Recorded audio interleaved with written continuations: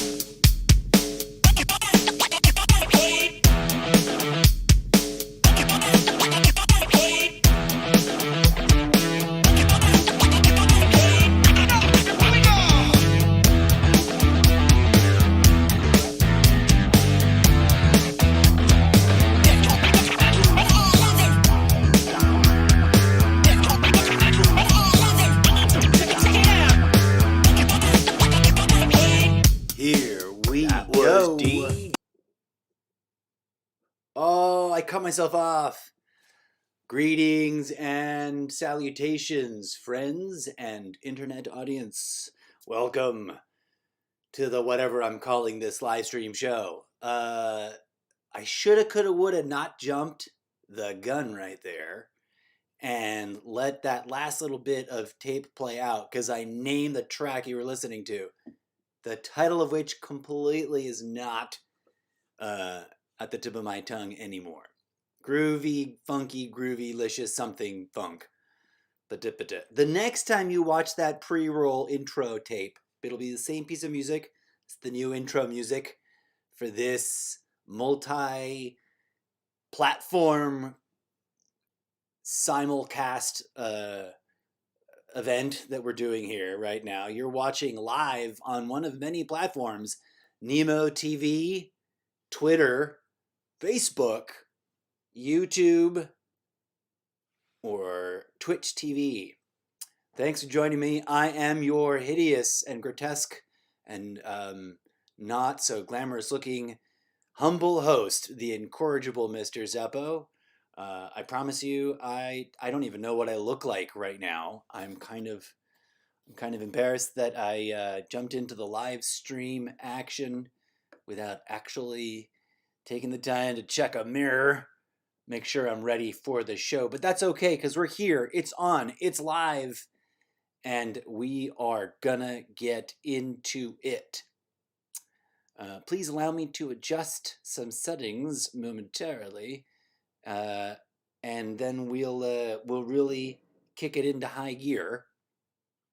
You'll be joining me for a simulcast of the almost daily Zencast live on Sprecher.com, because I'm going to take you behind the scenes now that I've got all the new bells and whistles set up with the OBS Streamlabs desktop version 1.7.0. Thanks for being you, Streamlabs. We're going to take a look at doing a podcast show. The podcast show will broadcast audio only like it always does on Sprecher.com and all of its various platforms it distributes to on the RSS feed. And that audience will tune in and listen to it just like that, like a podcast episode. And they'll be delighted to know that it's a crossover event. But one moment, and we shall proceed onto that. This part is a test. I'm not sure if the microphone's still on. Apparently it is. Yes, apparently it is. Cool. Let's also do a little bit of that. And a little bit of that.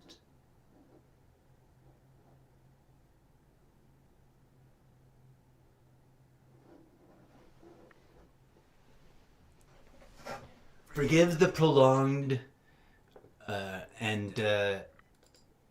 there we go. Forgive the prolonged delay there.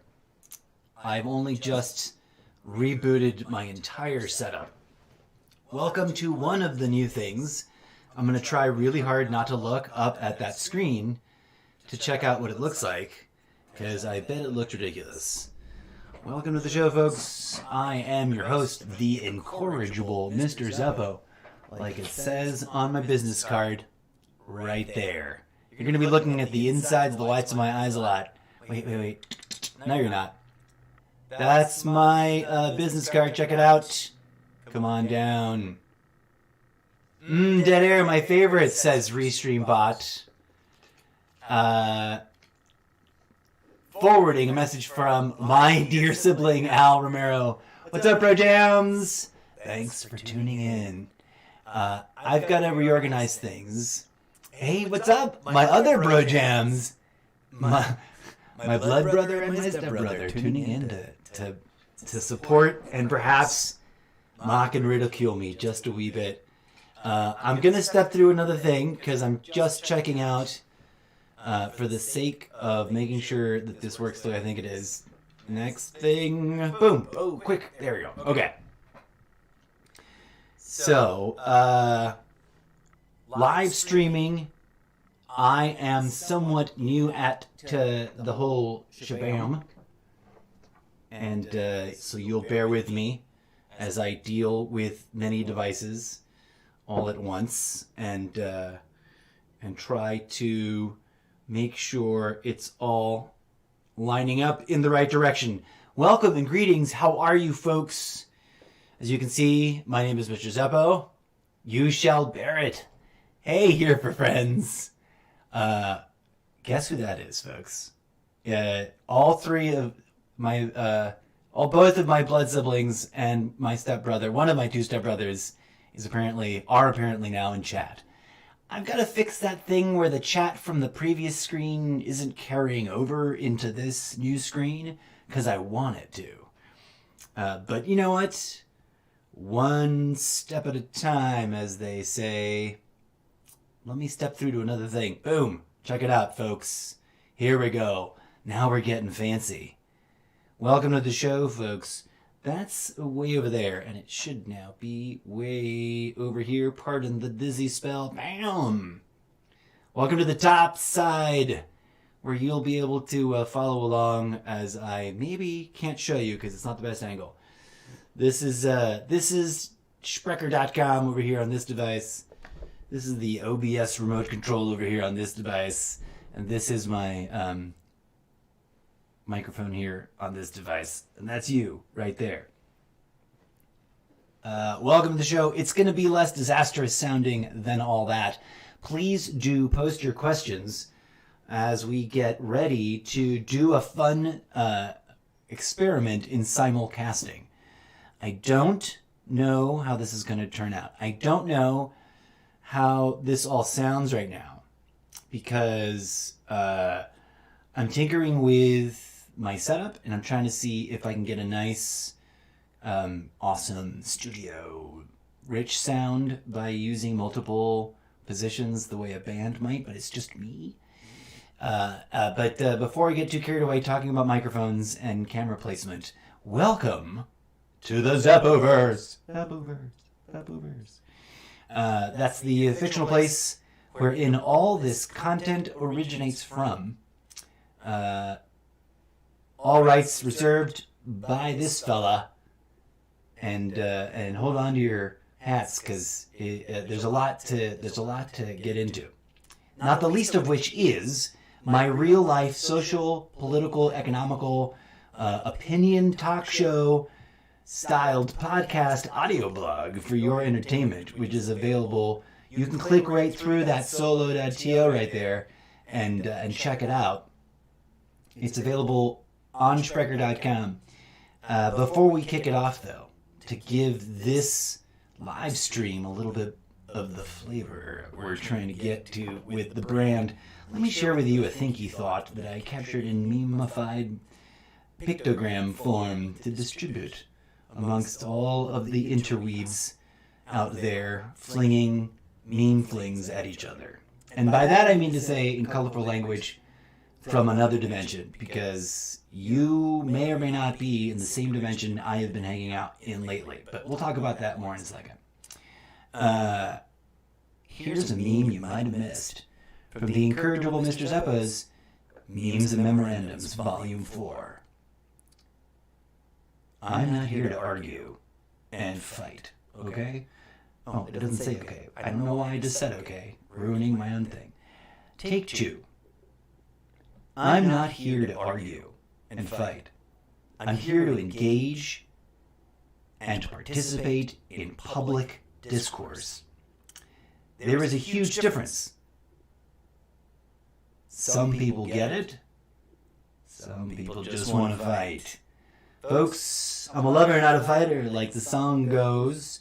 And one of the things I want to share with you, besides my memes and my music and my poetry and my paintings and other weird things that get stuck in my head all day, is my genuine hustle to try and to try.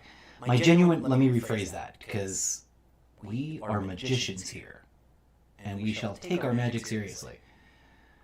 Yes, you've probably seen that meme. Words are spelling because they cast spells. I don't take it like Hogwarts level serious, but I do think that the way in which we talk about ourselves and our work and our art and our passion does indeed have deep, resonating impact in the short term, in the midterm, and the long term.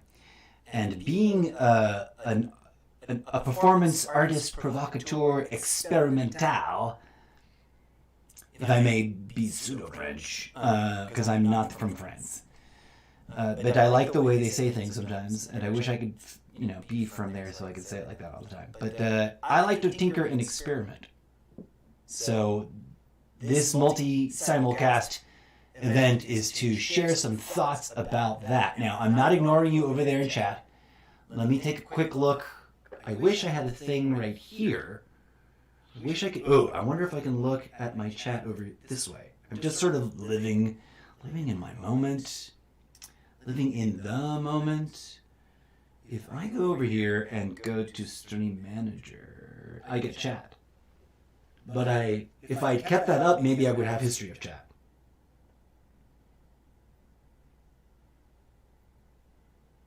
That was just a test. Okay, multiple screens, multiple things.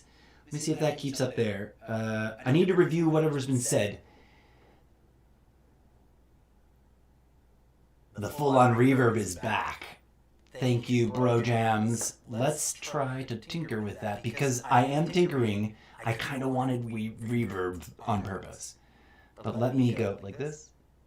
Let me do a little bit of that. And let me do a little bit of that. And now I'm talking to you right here. Check, check, check, mic check. Coming at you live on just the USB mic. Let me know, bro jams. How's that sounding? I hope it's less echo chambery. I want to do the echo chambery bit just for when I do funny things, but there's no quick, easy way to mute and unmute them. I'm trying to learn. And also, I could have done it like this too. I can switch. I can mute this mic. From over here, which mic is this? This is the main default mic on my desktop. I don't think that's solid enough to get distracted into technical details. For when I'm sitting down, I don't think it's going to pick up the right way. I think it sounds good when I'm standing up, though. This is the main mic for the Logicam. So that might actually be the better sound. I kind of can't hear it. I can put on my headphones, because yes, this show is complete with headphones and stuff. But honestly, I can't even with that. So if I try to, I was severely traumatized once, and we'll have to put a pin in that story. It's not as horrible as it sounds, but I was sort of psychologically performance anxiety traumatized once. Real life story from my real life me, RJ Romero, the artist behind all this shenanigans, because I was live on the radio once, and I knew from my own sort of rational, thinky, experimentation and digging around as a kid, I knew that there would be the weird thing where you have to listen to yourself say what you just said, which you already heard yourself say in your ears inside through your skull, right? Which sounds like your normal voice. And then it literally sounds like there's some other asshat sitting in your blind spot, repeating you word for word. And that doesn't even do it justice, but it wigs me out. I only use the headsets to make sure the music sounds right. That's how I knew I cut it off too soon just then. So this is the mic for the thing. Now I'm soft. Okay, thanks. Better quality than the first mic, but too soft. Maybe if I amp it up like this. Also, there's naturally a bit of a delay with the chat, which is something about live stream world that I'm still getting used to. Dear live streamers, live and posthumously, which is my conjugation of the word posthumously with after I've posted it, so that it's not dead, but because it hangs about on the internet for a while.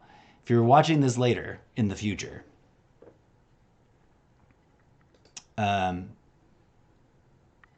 apologize if I'm not doing things according to standard live stream protocols, because I'm a weirdo and an eccentric and an autodidact, and I'm stubborn. Okay, so from what I can tell, it's the Logicam. We like that best, right? Logicam, right now, best sound. The desktop sound, a little better, but I'm fine now. Okay, cool. Thanks. I appreciate the feedback, guys. Let's now that we did that, let's talk about what we came here to actually do as we bounce around. We came here to do a simulcast live on all the platforms I listed earlier, and I think listed in the description. And we're going to do it. We're going to do an actual episode of the Almost Daily Zencast the way I do it on Sprecher. And you're all going to follow along. Okay, I think this is going to make sense. And if it doesn't, I apologize. I'll do something different and better next time. But it'll all make sense, I think. Hopefully. Here we go. Before I start a show, and this is part of the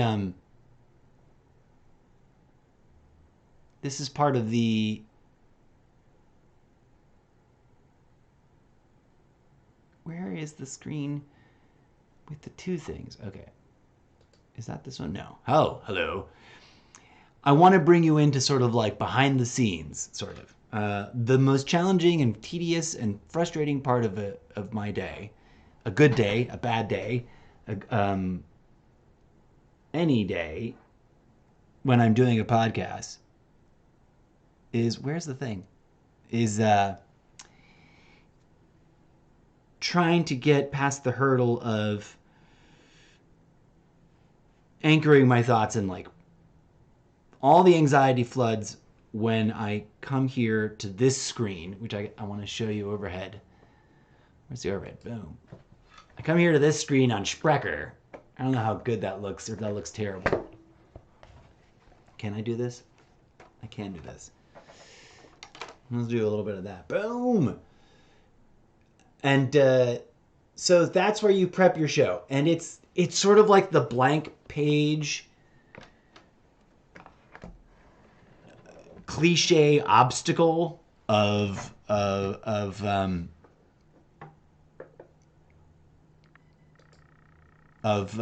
like, oh, my brain fries and I can't write. And everyone struggles with that. So I thought for funsies, I wanted to do a crossover. And I wanted to, now I've lost, where's the overhead cam with the two shots? Is it this one? It's scene 3, isn't it? Boom. There we go. Overhead cam and straight on cam. So,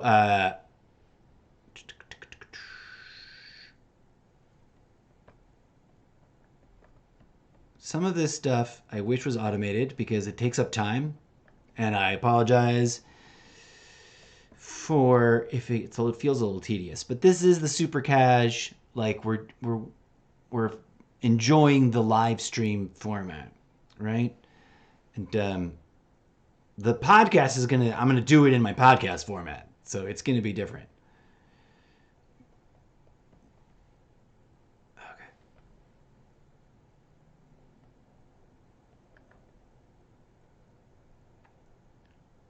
And today's episode is sort of an experiment in doing things sort of inside out and backwards to begin with, because I was as I was describing this sort of horrific blank page problem, which is both a stereotype and like a struggle is real, yo, kind of thing for artists that I'm sure anyone who's ever arted before can really relate to. Like, you want to make art, but the inner critic, the inner doubter in your head tells you, no, you can't do it. You can't do it here. You can't do it this way. You can't do it now. You can't do it.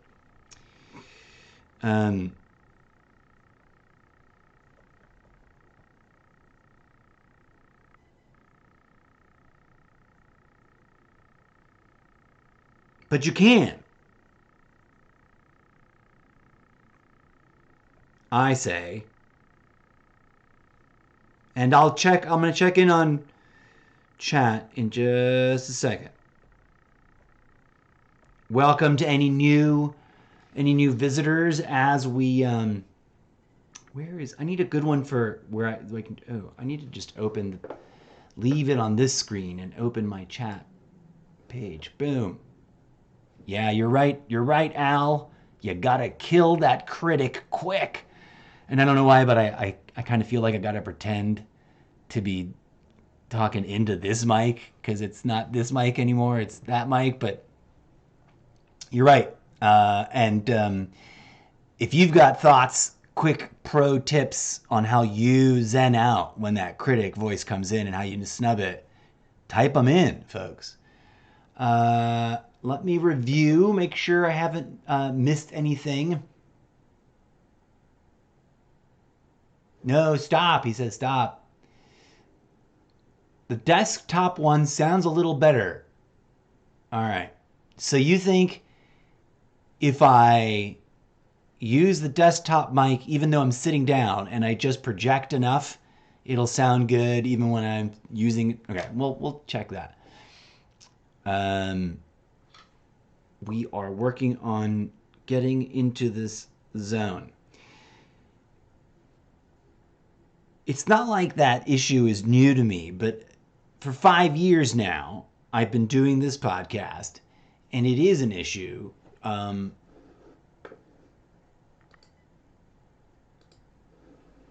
It's a bit of a hassle. I had a description. Did I remember to... You know what? While we're talking about stuff and I'm showing you behind the scenes things, let me share another pro hard like reality thing. You know something that the world doesn't tell you? How much file management, like just tedious managing of files you've got to deal with to get anything done. Before I forget what I was doing, and how often you will just sort of like, crap, I forgot what I was doing in the middle of doing 20 different things, because you can hear for her friend says, ugh, file management sucks, and you know it. You know the truth. Here's our little boilerplate thingamadude copy paste that we want to borrow for ourselves. So if I'm being super wicked informal, friends, and you're just tuning in on Twitch or Facebook or Twitter, I wish I could also do Instagram live at the same time, but I think I need to pay the paywall to get past that. To get that to... How do I copy? I want to copy paste this. Let me copy paste it. Oh, you bastard. There's the thing. Now I need... When it doesn't work the way you want to. And you want it to, but it doesn't. Copy. Okay.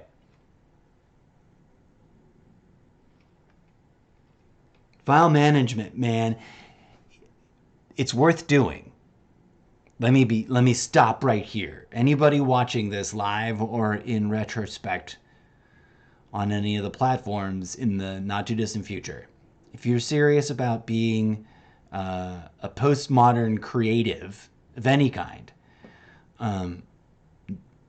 realize that you're going to be juggling files everywhere you go, because you're going to make a this and you're going to dibble dabble and making a little bit of that, and you got to run your Instagram, and it all clogs up everywhere, and it's insane.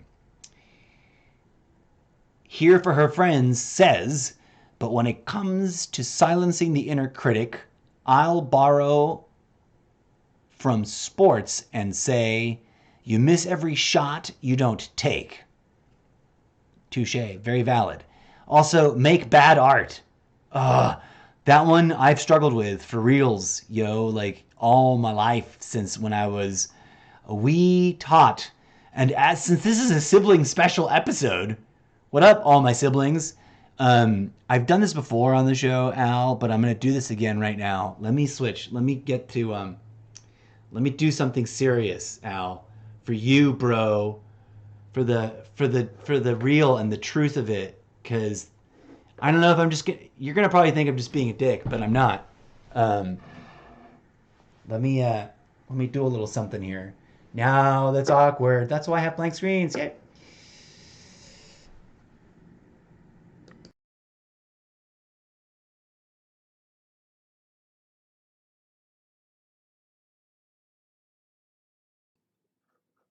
Take two. I'm standing up, so you know it's serious. I hope I don't have like redundant microphones. I think this scene, it's a test. I'll review it in post. But this scene should only be listening to the desktop mic. And this is a moment I don't mind sharing publicly on social media. If you despise me for this choice, dear real life sibling Al, I apologize.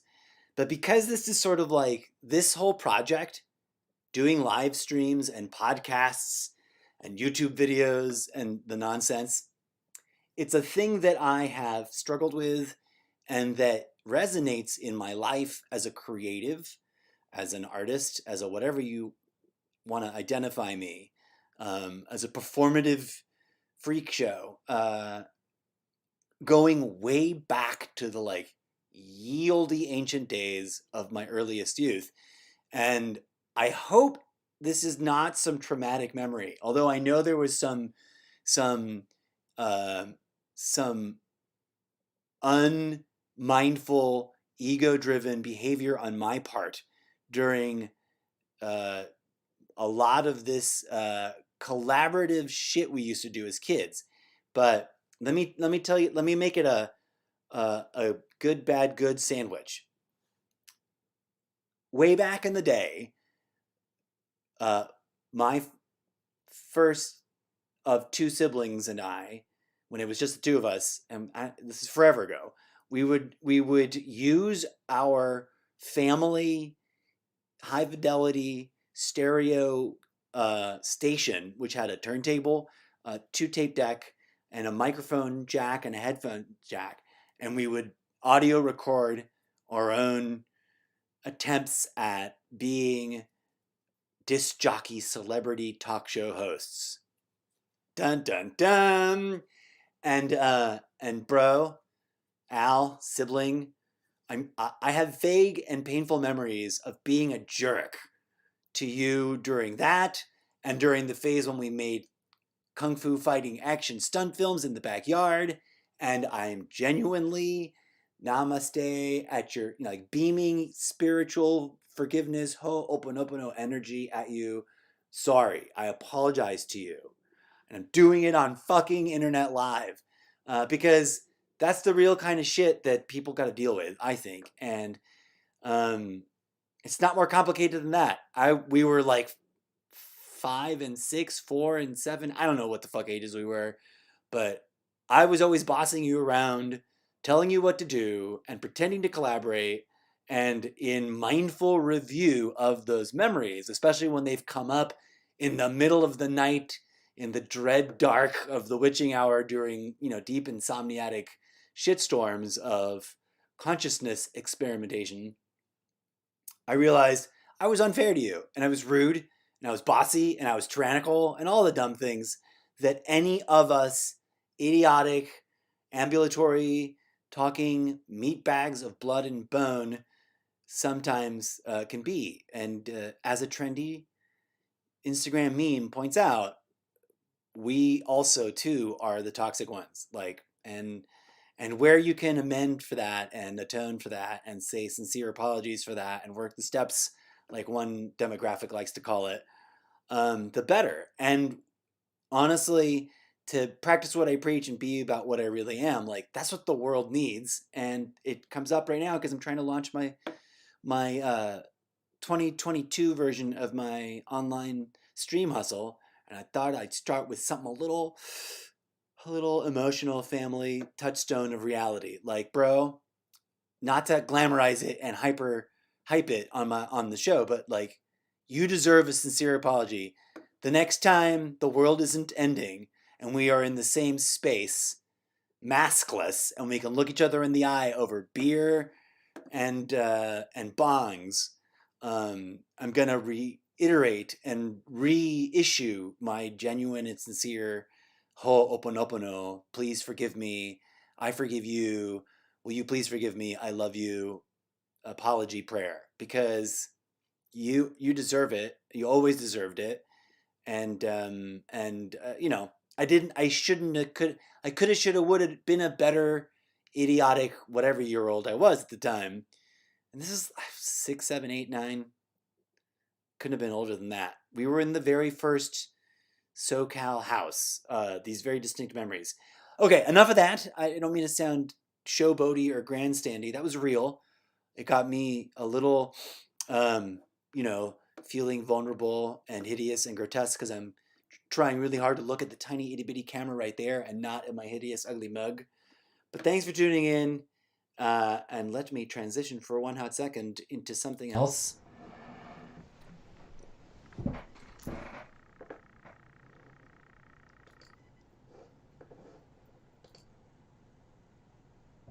We're back over here, blue framing it. I think I didn't save chat, but I've got a cheat. I've got a cheat for when the chat doesn't work the way you want it to. Boom. Okay. I've got to ask, did that entire thing you couldn't hear me? Or did I fix it right away and then you could hear me, right? Because I did. I fixed it right away and then you could hear me. And y'all heard that? Because I would feel stupid if I just rambled. Okay, cool. I hope that wasn't awkward. I hope I didn't offend or violate, cause feelings of awkwardness or what else. But I mean it, man. And moving on. Okay, what the fuck are we doing? What is this thing about? Put a pin in the idea. Maybe my brother's not even viewing because I can see that my sister is there. Action Shin is here. Here for her friends is here. Stream Elements and Streamlabs, Mr. Zeppo. But this is usually in chat, and that's probably here on Twitch. And my other siblings are probably on Facebook, I'm guessing. So there's this way of checking the chat, not that way. Oh, did I close that? I did. I should close this and open that other one. Pardon for the technical awkwardness as we do a live thing. It's gonna get tight and tidy in a second here. Don't you stress. As soon as I reopen a page that I need on the interwebs,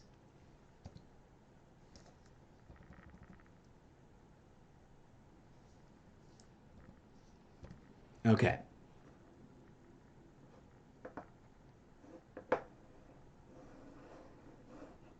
Stream monitor. We've been at it for 38 minutes and 57 seconds already.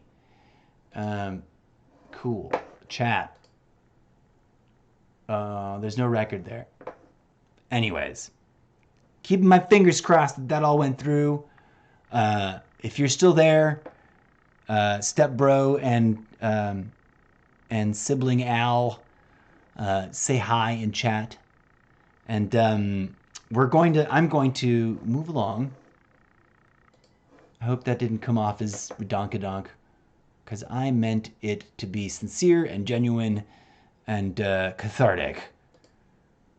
Right. Also, backing up, way too much file management. Oh, we wanted to put it, hang on a second, here we go. We're going to get so much better at this so quick, or else people are going to get annoyed. Let's put it on the show logo. This is the Almost Daily Login. I'm your host, the Incorrigible MrZeppo. And I've got to figure out a way to monitor chat clean across all those scenes when I'm rambling my brains out. And you're going to join me on a presentation of the Almost Daily Zencast live on Sprecher. And I know that I've rambled about that. Oh, let me fix that right there.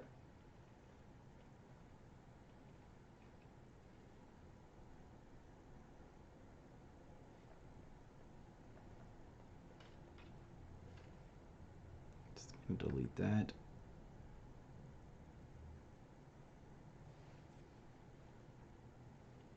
And we've got a photos thing we want to pick.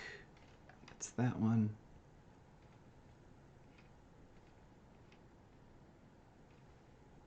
And we're typing in a title. Luckily, this all happened. I was explaining about like the challenges, getting over the thing, critic. And one of the ways I've been trying to cope is, you see, I have a very specific problem. I put my camera in the wrong spot, and then you can't see what the bloody hell I'm doing, except you're looking at the back of my head. I don't even think that's really worth doing here. This will be more useful when I get into doing art media on paper and stuff over there.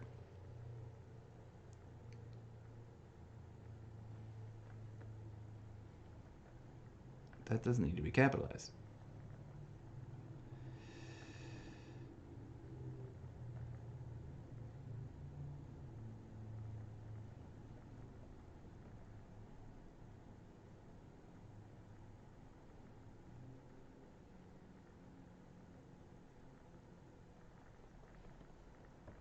Okay, so one of the things I genuinely do during all this anxiety-ridden, which is something I could have done just now, although I don't know if this goes against...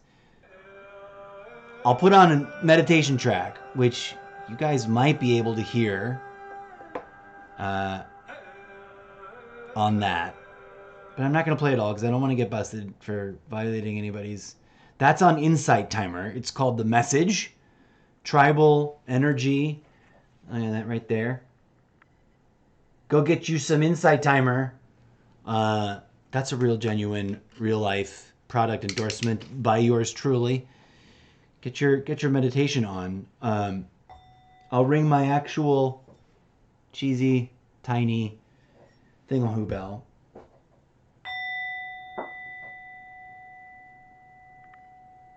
And I'll have the music playing as I'm getting ready for the show. And I'll always kind of chant this little mantra or prayer, invoking the goddess's muse. Basically humbly asking for inspiration to speak words that might call to the right people that need to hear it. So then I go live. So join me in going live on the show right now to broadcast to over 21 countries on Sprecher.com.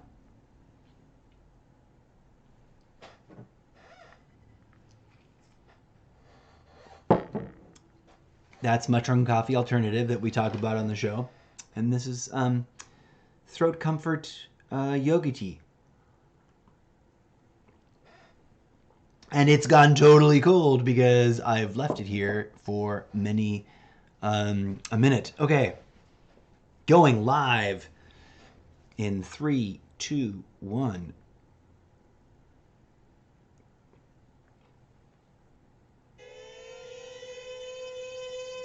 That's the music. I don't know how well you're going to hear it on that. I was going to see if it came through okay on this mic, which I might test.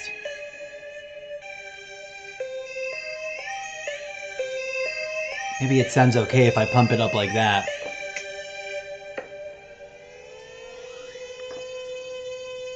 You can hear the track, rock on. Thanks for the support. You like that growth mindset. I do too.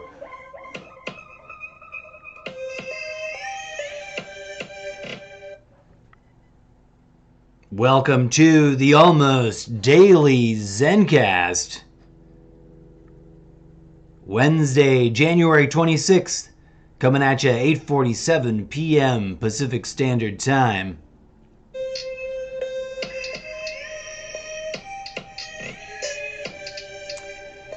The music goes away when I hit the microphone to talk. But So right now they can't hear me, but you guys can on the live stream. Here's the experimental part. And the problem I was trying to explain before we get on the show, I'm going to explain in the show.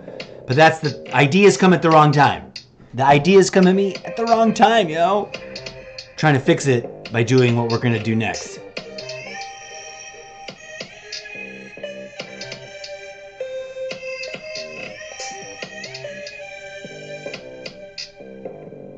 And we're going to switch to one of the... Oh yeah, I wanted to change this thing.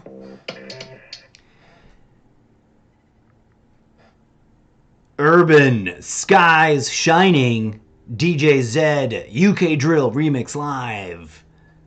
A live to tape digital entertainment audio track for your listening pleasure. That's what you're listening to right now, folks.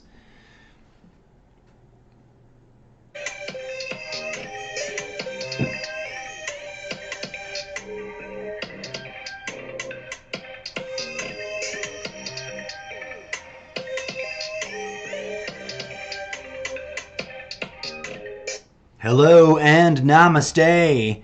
Thanks for tuning in to Sprecher.com and the almost daily Zencast. I'm your host, the Incorrigible MrZeppo, and today, folks, we're in for a special treat. It's a simulcast, multi-platform special event. I'm talking to you now on the Sprecher.com, on Twitter, on Facebook, on Nimo TV, on YouTube, and on Twitch TV as well. Thanks for tuning in. And who knows where all the different... I forget the list of all the different podcasts. That's a thing I should have done, folks. Should have put together that screen grab, although I probably have it somewhere. Let me see if I can find it. Anyways, welcome to the show. This is the Almost Daily Zencast. Featuring original robot dance music engineered by DJ Zed, the literary fictional character from my series of books that you can read on Wattpad. We got newer, longer episodes, newer, shorter episodes, more original electronic robot dance music for you and your listening pleasure. What was the other thing? Well, we'll leave it right there for now. Welcome to the show. This is a special experimental show. We're simulcasting live with the video stream and live across the Sprecher platforms and all the things they distribute to. And I'm doing something I've thought about doing for years and haven't brought myself to actually do. And that's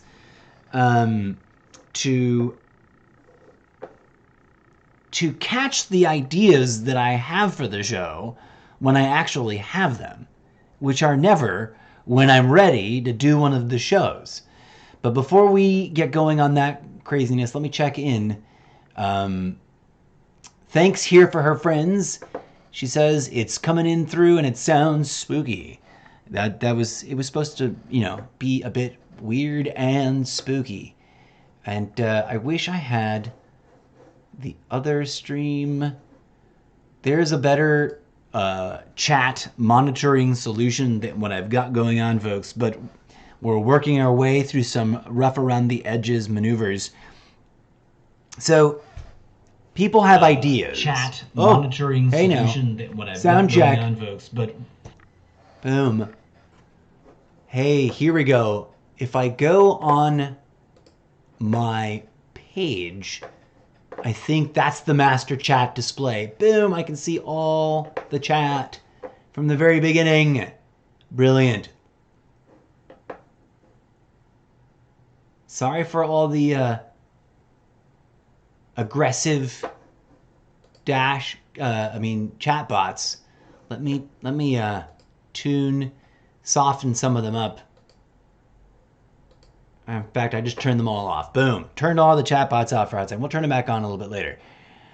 I like it. I'm going to monitor over here. Scrolling down at the bottom of the chat. Caught up with chat.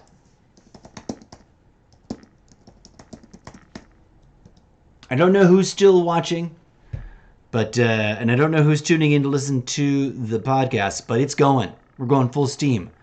Full steam ahead, friends. Welcome to the show.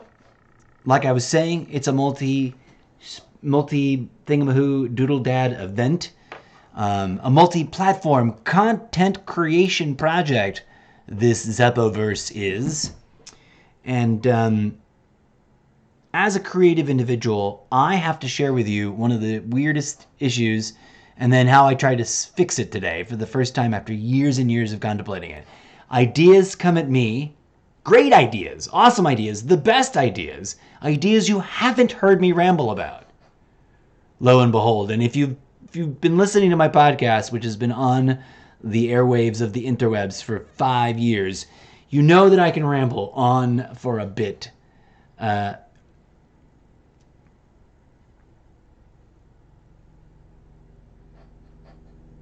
The ideas land when they land. Now, there's a special sort of new headspace I think I'm being able to define for myself by doing this exercise.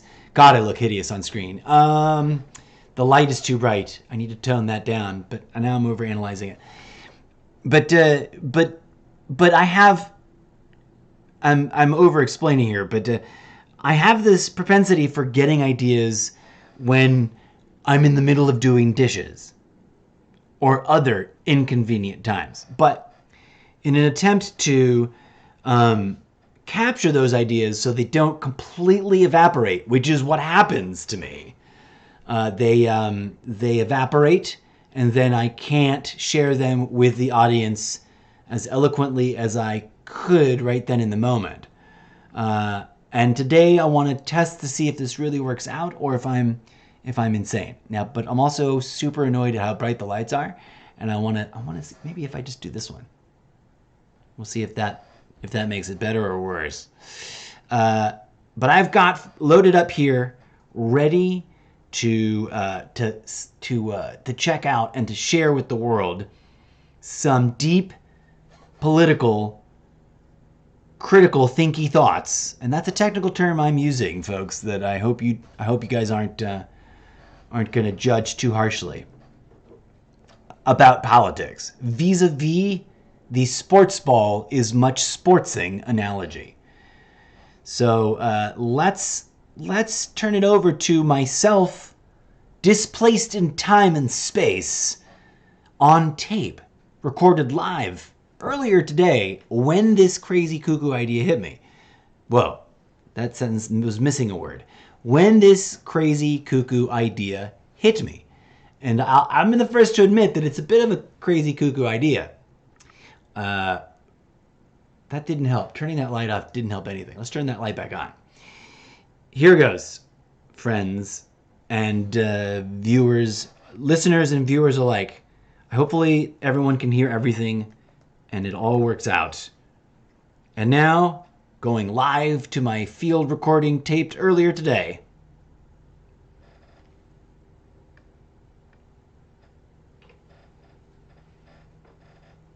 The Incorrigible MrZeppo here, with a quick field note to introduce the new gimmicky feature, Field Notes with MrZeppo. It's just a way for me to capture the weird, crazy, random thoughts that come to me at inopportune times, way before I'm ever in front of one of my content creating platforms to splurt it out. I'm a very spur-of-the-moment thinker, and an idea will come at me really strong and hard, and it'll fall out of my mouth in a very detailed way. And if I don't capture it right then, if I continue doing the dishes, for example, just... This, by the way, folks, is seriously... I know it sounds ridiculous, but it is... All right, I need to make sure I unmute the podcast episode or else all continuity will get lost. As I was just saying before I realized I had not unmuted that mic. This issue is truly deeply problematic to me. Because as I just shared, these thoughts come sometimes, like, for example, a short story idea with a title and an image and some kind of hook, some kind of entree.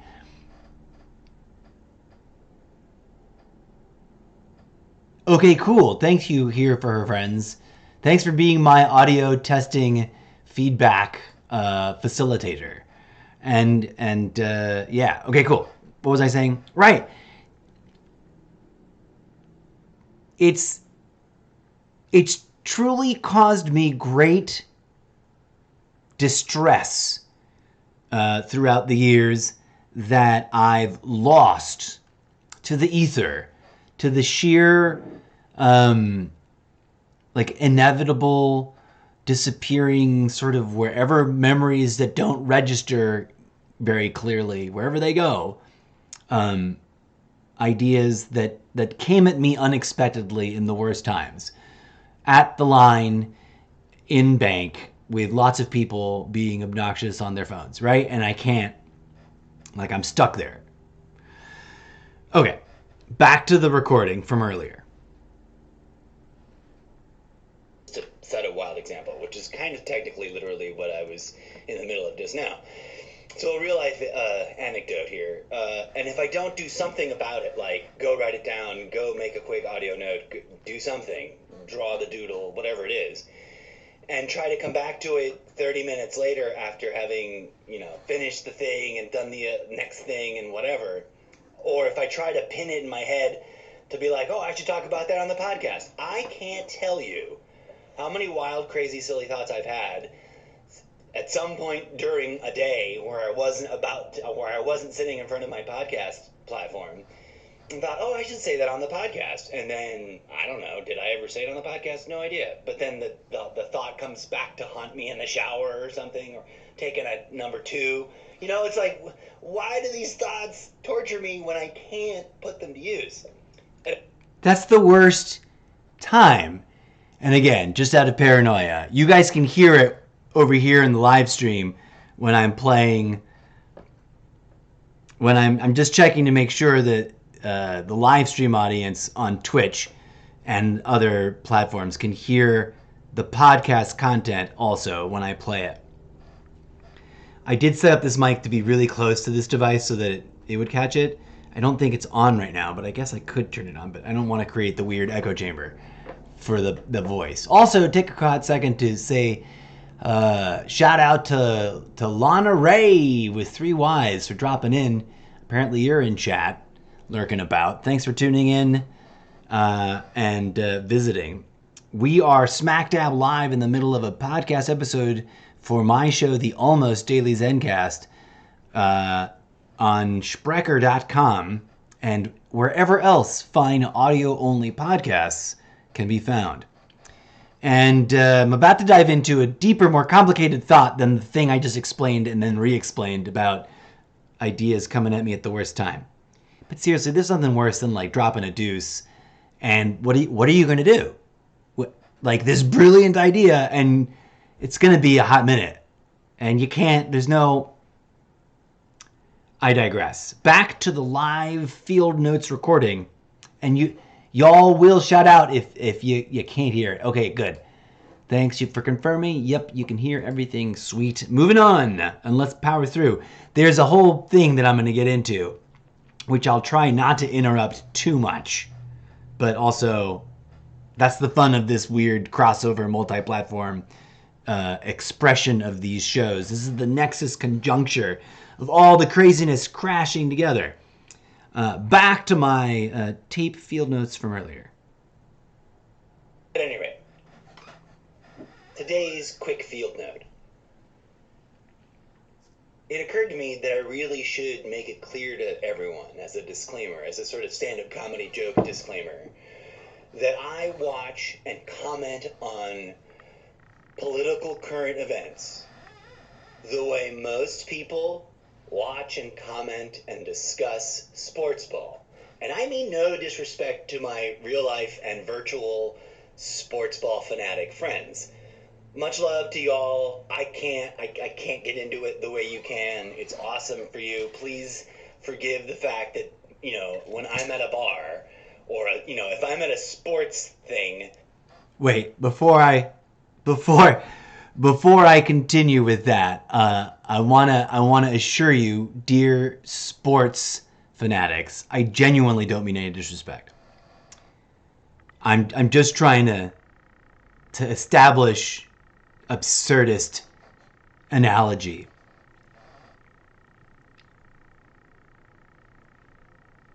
I'm gonna yell, sports ball! Sort of in parody, but also with love, and because my brain just can't. There's too many other things it's busy with, and it's no offense to sports. I'm sports adjacent in my appreciation, right? Like I used to play some. I dabbled in playing sports as a ute. And depending on which dimension, because in one dimension, everything from that movie is the way you say things. It's very weird. It's a very disorienting dimension to drop into and then fall out of. Because you start talking like that character whose name I currently can't remember. What's his name? Oh, schmack. Anyways, what was I talking about? Sport. Was his name Vinny? Or is that is my brain cross-firing? Is that My Uncle Vinny? Right? Was that the movie reference? I'm not sure. I didn't mean to derail things. Let's just get right back to it. The name just dropped in my head. So, to recap, politics is like sports ball. Go sports ball! Sports ball.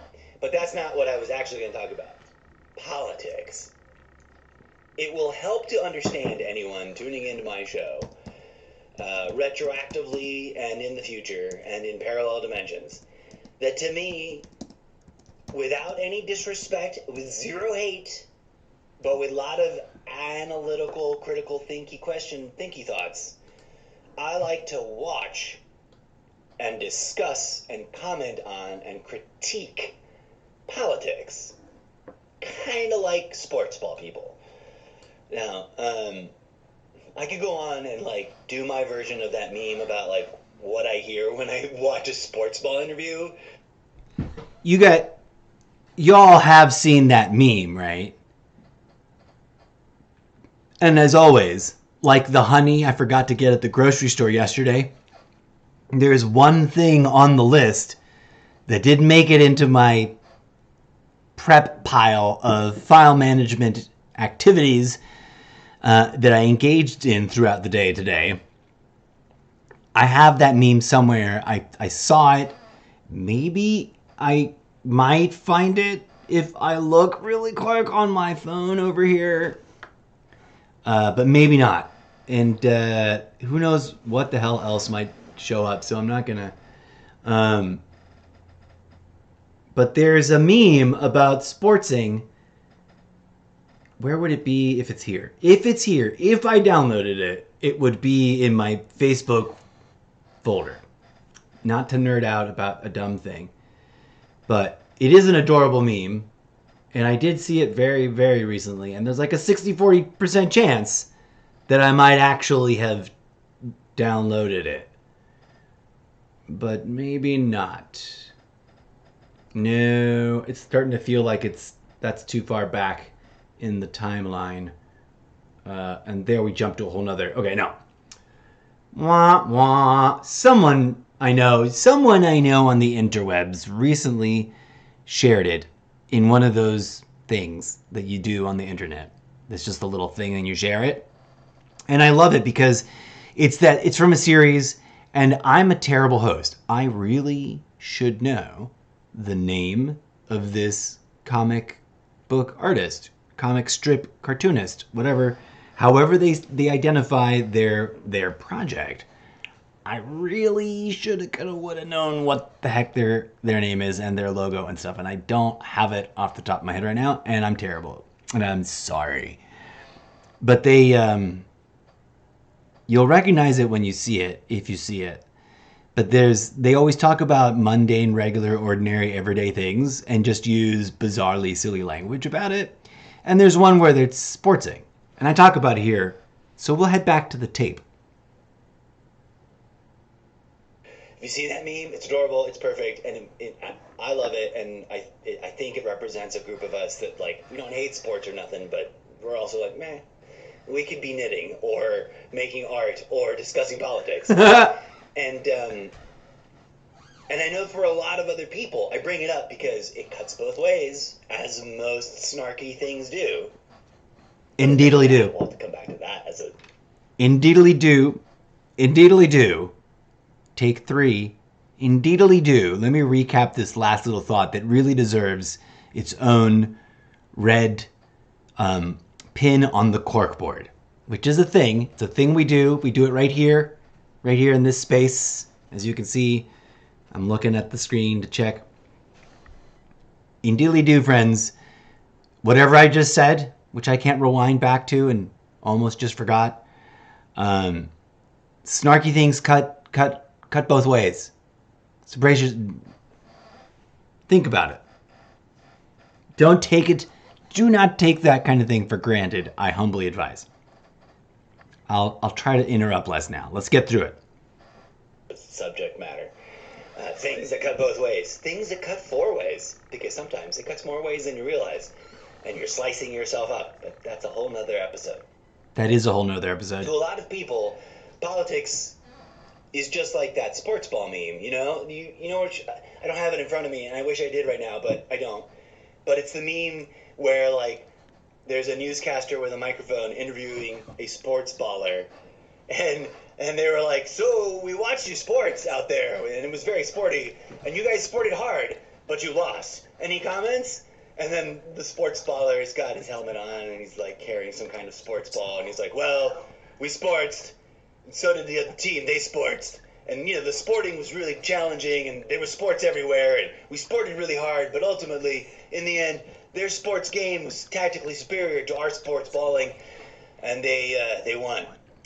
Thoughts about how you can sport harder the next time you sports to sports the winning sporting? Well, we'll just have to sport more sporting in the sporting part of the sports where we sport hard. That was me. Okay, I'm cracking myself up, and I hope that doesn't come off the wrong way. I'm having a good time. Are you having a good time, audience? I just did a thing that I realized I coulda, shoulda, woulda thought about doing forever ago, when in anticipation of this, which is like, I recorded this earlier. It's me. It's my voice. I can lip sync to myself really easy, but also it must look ridiculous.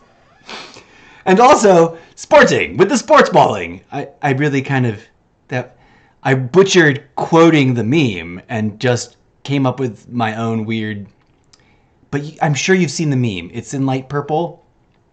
And it really, I mean no disrespect. I just love the meme. I respect and admire sports. I get it.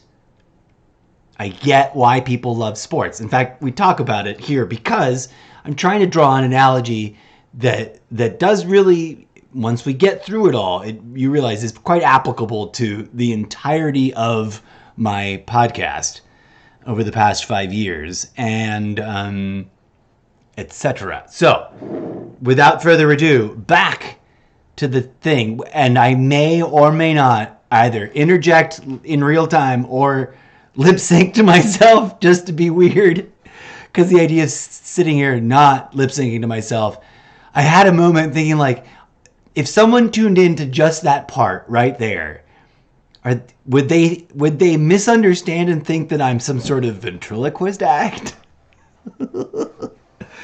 I'm not. Okay, the podcast audience is like, what the hell is he talking about? There's video involved now, Sprecher.com, audience, podcast land, which you don't have to migrate to if you don't want to. But on occasion, not every time, not every day, it's going to rotate and cycle through. We're going to do these crossover events like this one, and I wanted to be able to put all the... And my ultimate goal, I don't know if I can do it, and I might try to do it right now. In fact, shit, I thought about trying to do it right now. It's like, can I go on to Instagram Live right now? Because isn't there, like, Instagram Live? Instagram Live. I can't believe I'm trying to do this. There it goes. I'm going to do it. I'm going to just go checking connection. Here goes, folks. Welcome to the madness. It's the multiverse madness. Hey, Instagram Live. Instagram is telling me that we're telling your followers that you've started a live video. What's up, Instagram Live? Welcome, audience nation. Kyobole Rodrigo Rocha, my stepbrother from another mother and another country and dimension. Welcome, Aaron the Warrior. What's up? Wave. I'm going to wave at you guys. Boop, boop. So now I'm on all the platforms at once. I can't wave at Rodrigo Rocha for some reason, or I just waved at him a bazillion times. Greetings and welcomes to the multi-platform simulcast. I am now on Instagram Live. I am on Sprecher.com, which you can... I'm going to show Instagram Live the tour. Here we are on Sprecher.com.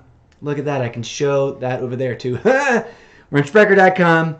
We're also on Twitch, which is restreaming to Facebook, to YouTube, and to Twitter, and to Nimo TV live at you. You were here, Rodrigo Rocha. Thanks for dropping in. Now we can chat. I know you don't have to stay and watch if you don't want to. This is just a fun experimental edition of the live streaming madness, and I shoulda, coulda, woulda plugged that in. But thanks for checking it out. Thanks for joining. And this is gonna be horrible, awkward moment of terrible. I'm not being glamorous, and it's probably making all kinds of awkward noise, and it probably sounds bad. Let me tell you one thing, folks. If there's one thing that I like to return to, is that you can rest assured, as you are witnessing here right now, live in real time. You're going on Twitter. Okay, I'm not on Twitter, so maybe your chat will show up there somehow in one of my things. But check it out. Let me know. Drop a note. Let me see if it shows up in my main chat surveillance portal over here where I can monitor the chat. Kapow. We're live. I'm regrouping. So Instagram Live, I apologize. You kind of missed the opening bit. You're the final entry into the multi-platform live streaming. I want to take over the interwebs. I am probably achieving mild annoyance to some folks on the interwebs, but you'll forgive me. You guys on Instagram, whoever's joining now, you may have missed the opening bit, but we're also live on the other streams, and we're mid-discussion about an analogy that I caught on tape for myself earlier, because the idea landed in the middle of doing dishes, and and it took me the rest of the day to get ready to go live on the interweb. So here we are. We're recapping that. That's the recap. Boom. And we're jumping back in. Hopefully, Instagram, you can hear okay. Okay, my mic is live. Good. Because we're going to be playing. We're going to do a little replay action on Sprecher.com over here. Switching over to the tape to continue to our analogy, which, to put it as simply possible, politics is like sports ball. And then we're gonna take a few political jabs at some things and some events, and we're going to talk about them and discuss them and pick them apart. And I will be taking questions. Thank you here for her friends with the best, most honest contribution to the live chat right now. If you can see the chat, you can read it, but I'm going to read it here for the Instagram folks and for the Sprecher.com folks. Quote, the entire cast of Monty Python's Holy Grail, shouting, quote, get on with it! And I can hear that. You know how you can hear things? I can hear that. Here we go, getting on with it. I'm totally flying way off the handle. That's not the wording of the meme exactly. They have their own cute, adorable, perfect version of it. And that's just my own weird off-take because it's not in front of me. And I know that for a lot of people, politics is the same. You know, the politicians politicked, and they dicked their politics in the polls. And the polls and the politics up the assholes are the polls taken with the people politic the politicking in their own poll holes. You know, you can get silly with it and mock it all. And there are no sacred cows, except for the truly sacred cows. put a pin in that, folks, on all the streams. And I don't want to omit Sprecher here. Put a pin in that. There are no sacred cows except for the truly sacred cows. An episode for another day. I just want to do the thing where we put it up on the corkboard, right? Y'all playing along in that game. That's part of the homework of tuning into this show, which I'll over-explain again in another episode. And at least my sports team did make a golden effing idol statue, miniature bobblehead thing of its preferred president. It only coincidentally elected a president that purely, like, impossibly maybe by design, who knows, some cosmic giggle is happening, looks like a puppet from a ventriloquist act from, like, 15 years ago. The resemblance is uncanny, and Biden fans, no disrespect, but seriously, I cannot remember the stand-up comic's name or the puppet's name, but I made the meme because I hadn't seen it yet, and I'm sure others made the meme, but, or maybe I found a meme right when I was about to make it. Sometimes that happens. I'll be like, I gotta make a meme about this, and then I'll be, like, looking for images to use to represent the meme, to, like, compose the background for the text, and then I'll be like, oh, someone just made that meme. It's pretty much exactly spot on. But I reel it back, friends, which is what I mean when I say I digress. Let's digress a minute and also do some live behind-the-scenes commentary. I realized I forgot one important page or scene for the setup here. And I'm going to patch it together live, and you're watching my ugly mug hands iPad full screen so we can look at the things and just listen to one bit of audio.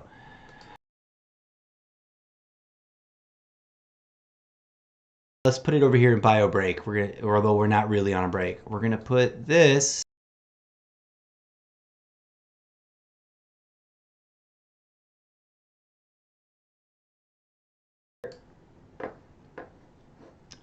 and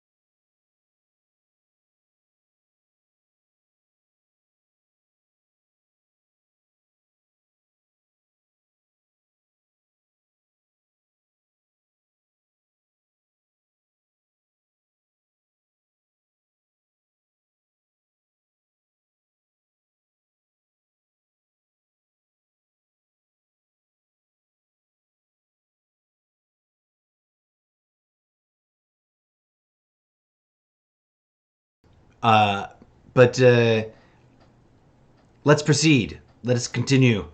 Also, recognizing the folks watching on Instagram, thanks for tuning in. There's just peas everywhere. There's just peas everywhere. Okay, Okay. I don't take it personally. I don't have a team, as with sports ball, when I am at a sports ball event. in a stadium. And mind you, I don't go often, but when I do, it's all about the crowd energy and about joining in with the vibe of wanting to engage in and hear me out on this. Call me crazy, but I think this happens. I think to a certain degree, a little bit of... Hold on, let me adjust here. I don't know why I'm playing with lip syncing to myself, only that it tickles me pink. But I sat down there. I'd been standing the whole time, so forgive the awkward moment. Resuming to the tape, and I hope the Instagram Live people can hear this okay. And everybody else. Moving on. This is serious. This is serious. Quantum mechanical magic might be going on. I mean, you get... I said quantum mechanical magic. I think I talked over it. I just want to make sure you heard quantum mechanical magic. And I'm talking about large crowds, stadiums, whatever. When you gather that many people, the neurons fire differently in everybody. And there's I think I explained some of it, but there is a whole theory, obscure as it may be, that comes from the world of theater about this. At least I seem to recall. Let's return to the audio note and keep it rolling this time. Get through the main portion here.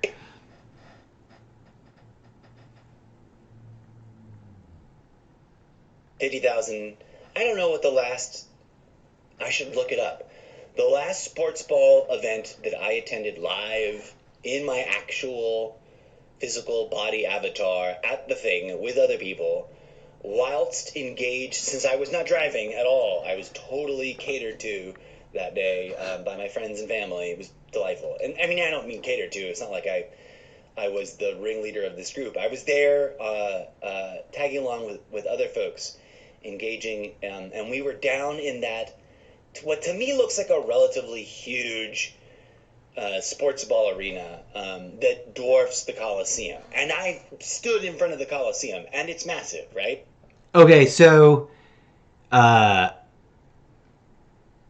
just in case anyone's unclear, I'm comparing the stadium, the football stadium in San Diego, the name of which I do not have in front of me, and the Colosseum in Rome. I could be wrong. I could be a total idiot. And I talk about how I'm not sure how accurate my brain, but from having walked around in front of it, thank you for that. I've got a message in chat that says it's probably Qualcomm Stadium. And maybe you can do this favor here for her friends, because I haven't, and I'm about to talk about it like an idiot. As I get sidetracked in this recording, I'm just now realizing, and talking about which one I think is larger. And I don't know if anyone's following along on Instagram or if this is reading clearly, but Qualcomm or the whatchamahoozle in Rome, which one's taller, bigger, and seats more people? I don't know off the top of my head, but I was comparing them because I was remembering an instance when I was at this stadium in San Diego, and not because I was interested in the size of the building, but rather the phenomena of experiencing all of those people, packed into this shared space. This is years ago, at least 6.5, I think, maybe 5 years ago, 6-7 years ago. So long before the current circumstances that make this sort of thing difficult and challenging in new dimensions. But let's get back to the recording to see what I ramble here for a hot second about first time chat from a viewer, Lord Xerus. You found my name on Imgur. You found my meme on Imgur, not my name. Let's open that up. Thanks, Lord Xerus. Lord Xerus, do you have to totally derail the show, but that's fine. Lord Xerus, do you have your own live stream account on Twitch now? That's a question that needs to be answered. And yes, you found the sports ball thing, and I'm going to have to screen grab it and then ping it to myself to put it on the show, but we're going to make it happen. We're going to make it happen right here. Live for your cheesy, ridiculous live stream chat entertainment.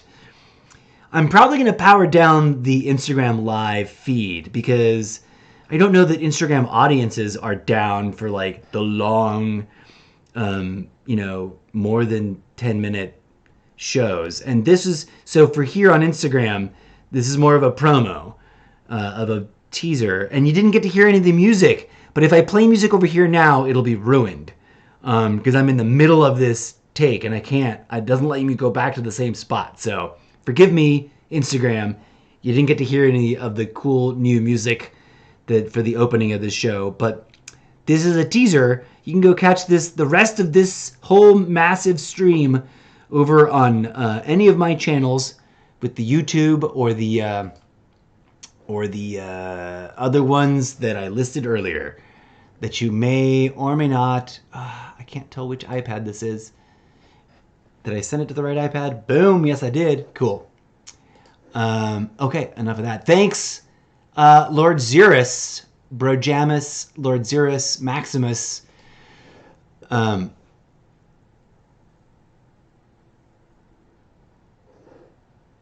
Cool. Thanks for joining us, Lord Xerus, and congratulations on launching your Twitch stream channel.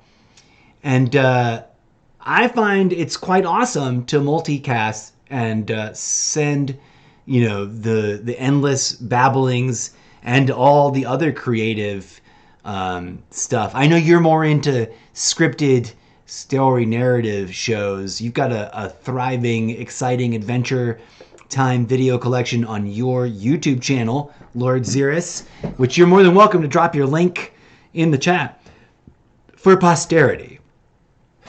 Okay, I digress.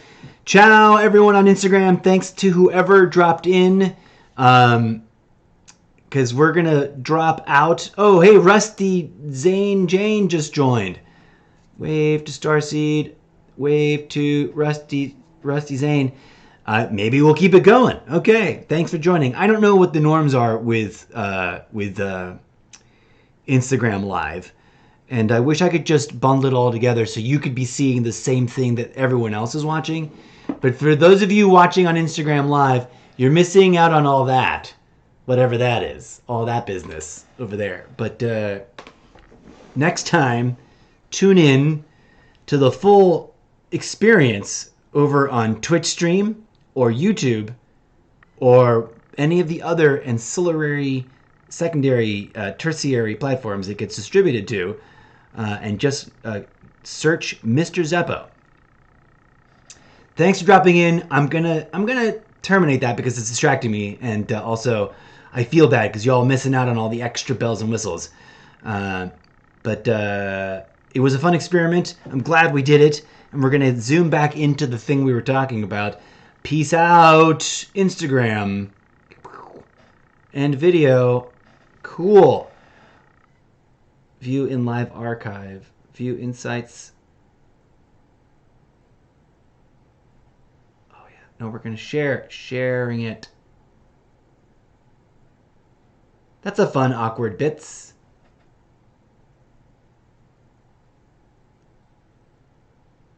No, let's pick a cool. I'm trying. Okay, for everyone else following along, Instagram lets me pick a cool cover, and I don't know if there's a really great sort of just. It was the authentic vibe. You'll see it when you check out the weird clip. Actually, no, I can't. I can't not show it to you. I don't know if I'm going to sit here and wait for that to show up on the screen. But it's kind of curiously like the funny, perfect, stupid picture because I look worse than ever. So I'm going to use that. And you'll see that. That's the great teaser audio multi-platform blah, blah, blah, blah, blah, blah. I'm going to get better at this, I swear, you guys. Next. Title. Multi-platform crossover live promo.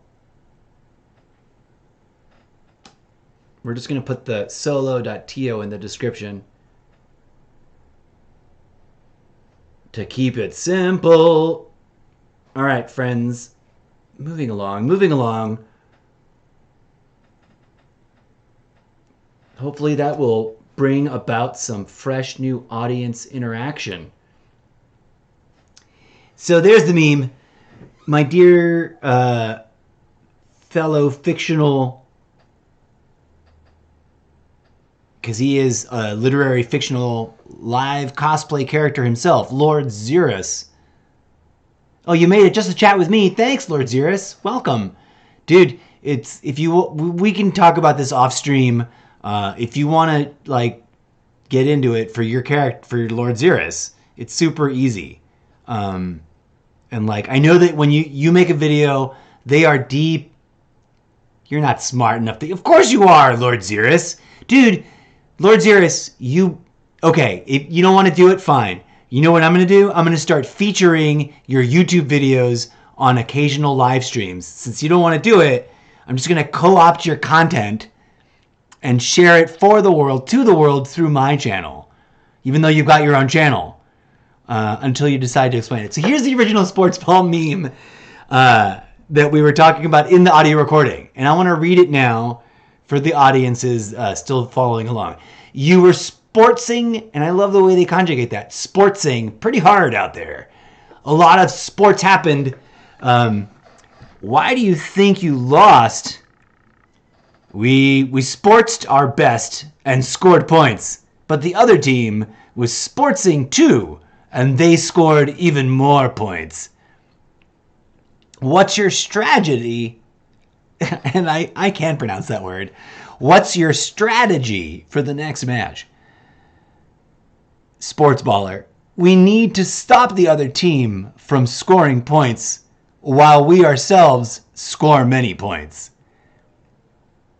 Newscaster. Now back to the studio for 10 hours of sports analysis. And then, okay, this is why I'm really super glad.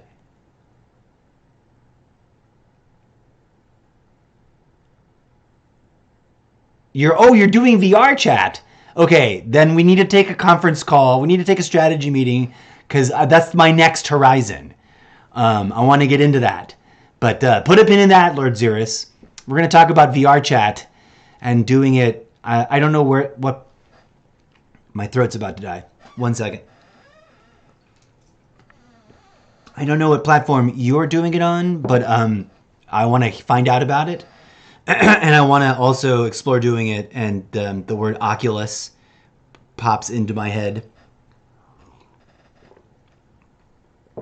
Back to the meme, which I was thanking you for, but then I got distracted because you wrote things in chat. Thank you, Lord Xerus, for bringing this meme to the stream so we can get it right. Because the thing that I did from memory, that I just, and really, seriously, I wish I could rewind to re-listen to the blurb I just said. Alas, I cannot.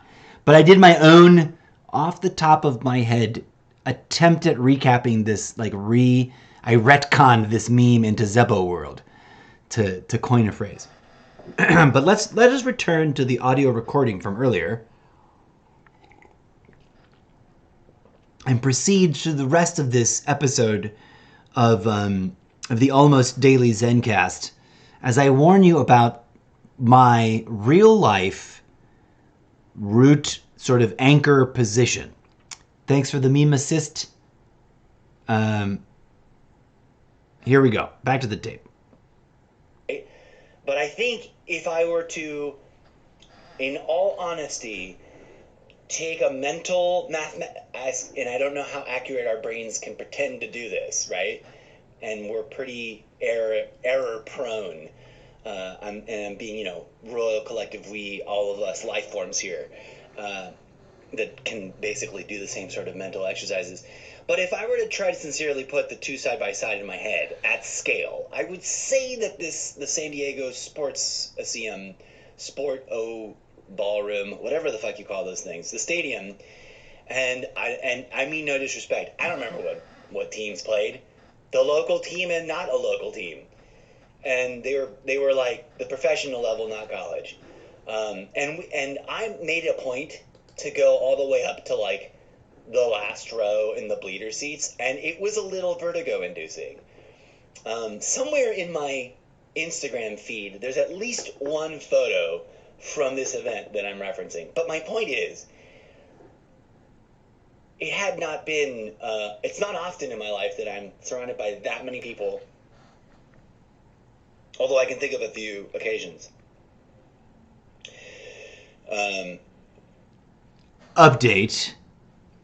Update to everything. Here for her friends did the digging, and Qualcomm Stadium, 70,561 seats. The Rome Coliseum, 50,000 seats. So I wasn't dead wrong. Okay, so there's something to that many people being in one space and focusing their thoughts and their energies together, which is what I wanted to talk about in this sidebar while making this recording. Milling about through downtown Edinburgh in the height of the Fringe Festival, with like where the city's population is more than doubled by visiting tourists.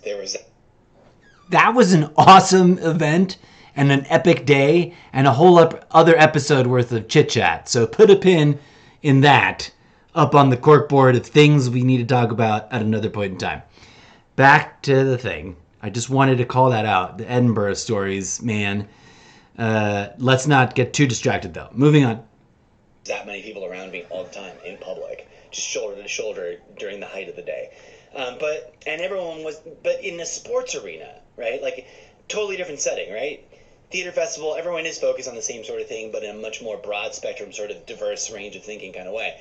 In a sports ball stadium, despite all whatever chit-chat is going on, everyone's mental, energetic, and dare I even say it, but I don't want to sound silly. I don't want to sound silly, but I'm also want to assure you, dear friends and listeners, that I was being and I am being in this moment really serious about the next thing, and that's that that this kind of phenomena has a spiritual dimension. Back to the tape to see how I actually phrased it at that time. Whether they realize it or not, for those conjoined hours that they're all there together, their spiritual focus and attention, and therefore flow of energy on all those levels, physical, body, mental, intellectual, emotional, psychological, there's different levels of our being that we underappreciate. Put a pin in that. We talk about that a lot on the show, and we shall in the future, so connects those dots for yourself, friends.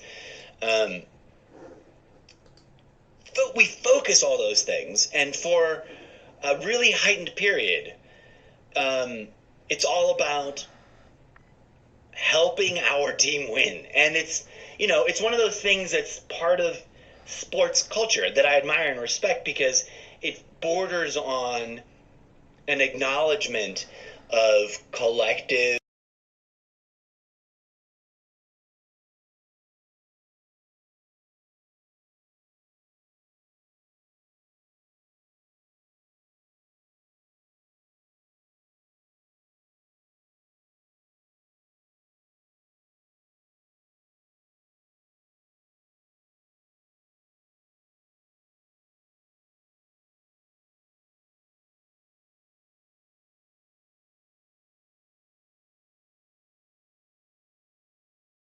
enthusiasts. Some it's all about getting themselves covered in sports-related. I realize we're having technical issues, so I've got to pop through to fix that. Sorry about that. And I realized there was an instance of this before.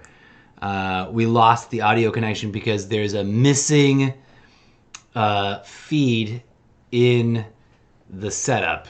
And I just didn't proof it, but we're back. So we're talking about, in the recording, I was talking about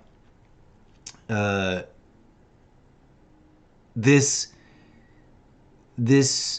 spectrum of events that passively we don't think about as spiritual necessarily, but that are there. They're common. Like when you find yourself in large groups, the larger the crowd, the more intensely you can feel audience energy. Like that's a real thing. In a big 50, 60, 70,000 seat auditorium, in near max capacity, there's a whole lot of vibing going on. So that was the gist of what might have been cut off right there as I was tinkering around with the OBS and might have lost part of the audio for folks on the live stream. But continuing, we're going to get to the part where we connect everything to politics, and we'll debrief on the other side. I think for some it's about how the day is engaged with and how they enjoy the live viewing and participating in the cheering and all that. There's this phenomena of bringing the mojo, for lack of a better term. Bring in the mojo. That may or may not be terminology that's like, yeah, that makes sense to us, to a lot of sports people, or not. Maybe it. Bring in the mojo. Shared collective cultural way, it kind of jives, right? Like it kind of flows. That those really involved, those really enthusiastically engaged, whether it's consciously a spiritual act for them or not, they're tripping the light fantastic. They're participating in a set of rituals that, curiously, are explicitly about this phenomena, and are mostly semi-unconscious, in as much as that it could be something powerful that facilitates our third eye opening and evolutionary transformation as a species into whatever our next evolutionary stage may or may not be. But instead it's about, a roller coaster ride through a very specifically engineered entertainment event. And there's nothing wrong with that. I'm not judging it. I'm just saying, like, it comes so close in so many clear, specific ways to a big, realistic, exploration of the interconnectivity at an energetic level. And there's so much untapped potential there. So Boom, much fix the problem. Potential. Comparing and contrasting similar experiences in my mind throughout the course of my life and my real life experiences out there in the world, in massive theater venues, in humble small theater venues, in massive organized religious spaces, and in humble small local community religious spaces, and everything in between. There's something about it. And I correlate that to the larger public discourse phenomena of politics, akin to sports ball. When it comes to politics and political discourse and public discourse and observing the words and resulting actions and critically, importantly, the policy taken, the policy enacted, the policy debated, the policy obstructed, the policies that failed to, the entire, trying to steer back to that, because we're so far afield from really it being a genuinely authentic public discourse debate to build consensus around sensible federal and state and local level policy. Put a pin in that. friends. Am I right or am I right? Let's pause and kind of unpack. So, the political playing field, if we can call it that, is far adrift, in my humble opinion, from being concretely, specifically, earnestly, transparently, authentically about real, meaningful policy, public debate, and discourse. And as you may have noticed, I'm a stickler for words and how they get used and what they are supposed to mean. And when I say public discourse, as we discussed in the opening meme earlier, I don't mean arguing and fighting, right? And of course, I say I and I say me, and I don't mean to speak from an egoic place. Therein lies the problem. Why has the Republican Party lost any and all semblance of a policy platform? Except for sucking up to Donald Trump and turning a blind eye to things that they want to turn a blind eye to, right? Like, that seems to be their express policy platform. How did we get there? And how do we get back to a policy-oriented, civilized discourse? Those aren't impossible things. These aren't overwhelming, undoable things, right? It's what we're supposed to be doing when we do We the People and the self-governance of our different jurisdictions. Okay, let's see where I take the conversation next in this audio recording. That's what it should be. That's what it could be. That's what it ought to be. That's what it's supposed to be. That's what it's designed and intended to be. And what it is today is a mockery of that, to say the least, on many levels. And it isn't one party's exclusive fault. Anyone running around with that in their heads needs to take a big step back and wonder what tribalistic conditioning got them there and go, maybe my side isn't as virtuous and true as any other. But put a pin in that, because that's been discussed quite a bit, especially in Good Morning Trumptopia. I humbly invite you to check out, in your own preferred fashion and order, all of the previous episodes, and of course, stay tuned for more. But I thought that it was just, I should capture this collection of thoughts now and get them out in that like freshness, because when it's fresh, it's great, or potentially. And I don't mean like to stroke my own ego. I just mean I'll communicate it in the best, clearest possible way that makes the most sense, despite all the flaws and ramblings about the way I share my ideation. Ideation Cuts both ways. It's one of those things. It's multiple things at once. And creative individuals generate ideas. And, I'm one of those people.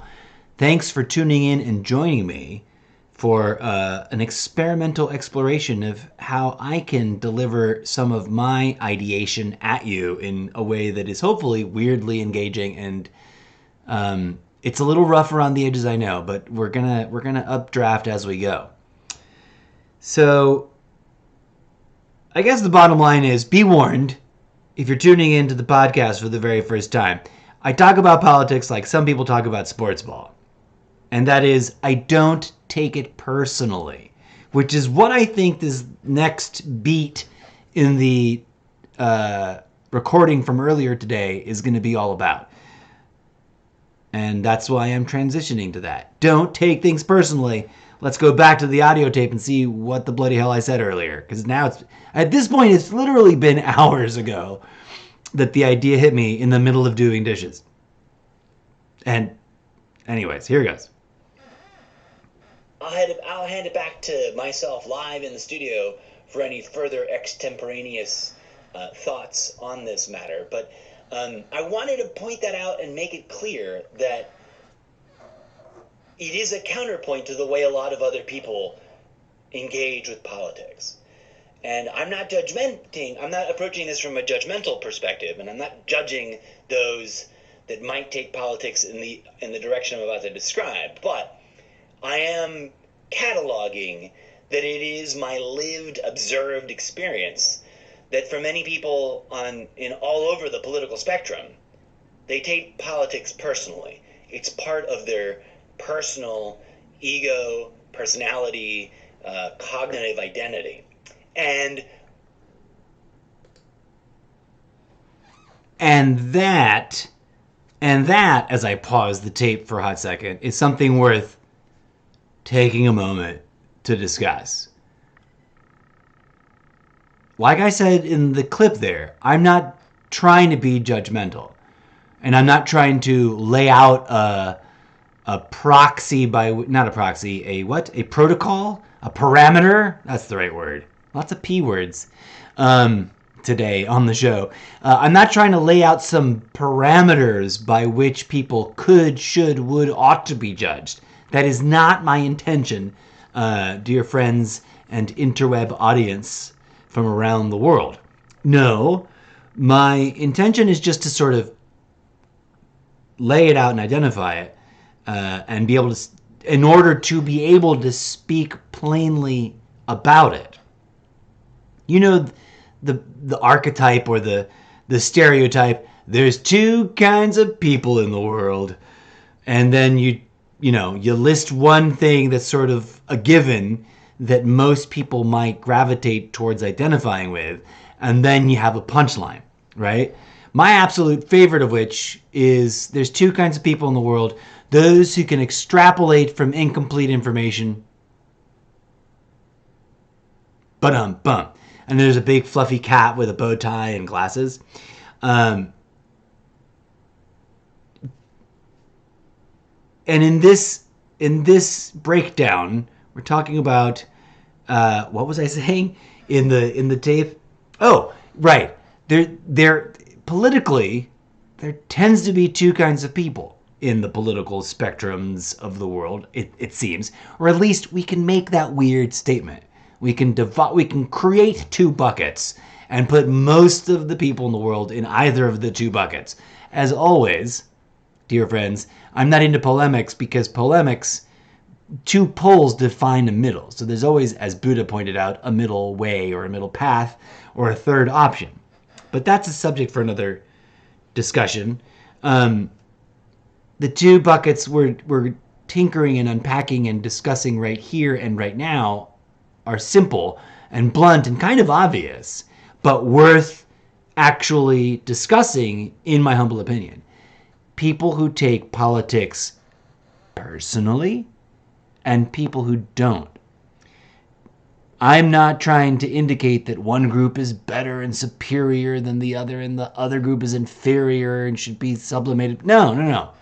We should be aware, though, because that'll help. Like, look at where we're at. Peace out, sibling. Thanks for dropping in. No worries about needing to bounce. You're more than welcome to go at any point in time. So there I was talking about things and stuff, and I lost my track because I checked in on the chat, which I should take a hot moment to do for reals over here in the chat portal of this side. Okay, well, boo. So we should take note that those things are different for people and that people will take it personally in different ways. It's a whole nother level of nuance. I say this because honestly, I noticed in myself the lack of realization that I would vacillate. Because you know what? As I like to say on the show, as I've said before, and I'll probably say again, human individuals are not monoliths of singularity. So sometimes the same individual is going to be in a place where they do not take their politics seriously, personally. They may take it seriously, but they're not going to take it personally. They're not going to let it, impact their soul, or at least they think they're not. And then the same person in a slightly different context, at a slightly different point of time, at a slightly different day, might take their politics very personally, and in a deadly serious kind of way. And mindfulness about this is something we could, should, would encourage a return to, like public awareness. Because it's one of those, a lack of mindfulness about this is one of those things that that might be contributing, or a contributing factor to the extreme and extreme, what's the word? Oh, that didn't work. I was trying to tinker with a positioning of a thing, but maybe if I dick around with this, we'll find out. We'll see if I made it better or worse. But, okay, so I belabored the point. Let's get back to my recording as we're rounding the corner and most of our way to the end there. Arguably, dear friends and fellow life form families out there that might be tuning in, whether you're a cybernetic artificial life form from another dimension, or a carbon-based ambulatory talking semi-conscious movie camera for the divine beings. What was all of that I just said in the tape there? Semi-conscious, ambulatory, speaking, TV cameras for God, or Oculus people goggles for the divine. Put a pin in that. I have, over the course of the past 5 years, discussed that quite a bit on and off, and I'm sure we'll return to it, but I'll leave you with this. I humbly suggest to you that is not on the, that is not beyond the border of crazy cuckoo town impossible. That is within the realm of how one might describe this experience that we're in. And if we are, to try and connect some threads here and weave a more holistic image here as we round out to the end of this endurance jam session, this late night, I forget what time it is. I had totally lost track of time today. If we are divine vessels for consciousness, to put it nice and simply, then maybe, just maybe, taking politics super personal is a habit we might consider questioning, reinvestigating, revisiting. Not because it's bad, not because we're judging it, but because in all the ways that it might bring about a sense of camaraderie, a sense of belonging, a sense of purpose, it might also bring with it pit traps and problematic issues and addictive, maniacal, ego trap behavior, etc., and things like that. But let's return to the audio tape to wrap up this brief review of our field recording from earlier. Or anything in between. I would humbly suggest to any of you, whether you already agree with this or not, especially if you're wandering into the show and you would technically disagree with this idea, maybe, just maybe, our current clusterfuck, train wreck, dumpster fire, socio-political, economical context is evidence enough for us as a collective of communities, jurisdictions within larger jurisdictions that are staffed and operated by people, by fellow living sentient beings that are inexorably part of the same human species. Maybe it's time to cool it a little bit on the taking it so personal. Maybe, just maybe, it's time to detach ourselves a little bit. Not because it's bad, but because there's other options. And there's something to be said with a balanced approach of not clinging to and dragging out one option forever. I don't mean burn it all to the ground. I don't mean suddenly betray everything that you take seriously. I mean question, re-examine, give a little room, give a little space between the identity that you've been so deeply entrenched in and endowing with your own personal livelihood, your own personal merit, your own personal self-evaluation, your own personal judgments about yourself and others, and maybe set those parts of it aside, right? And join together in a collective reevaluation at a clinical, analytical, intellectually honest, intellectually transparent, intellectually sincere, emotionally honest, emotionally transparent, emotionally sincere, on all the levels. Hell, let's be so bold as to say at all the spiritual levels that we could address politics in reassessing it collectively, right? Not arguing about it, not fighting about it, not having a civil war about it, not trying to shove one system down everybody else's throat, because ultimately, isn't that what every political camp is sort of pretending not to do, but doing right now? No matter how you slice it, if you take a big enough step back, that's what it looks like to me. Is that? I mean, is that crazy? Is that crazy? I don't think that it's crazy. It feels like that in a very real way to me, and I just wanted to pause there, right? To sort of forget what I was going to say and then move on. But yeah, we could be taking politics even more personally, which seems to be the direction that the machinery of politics is sort of prodding us in.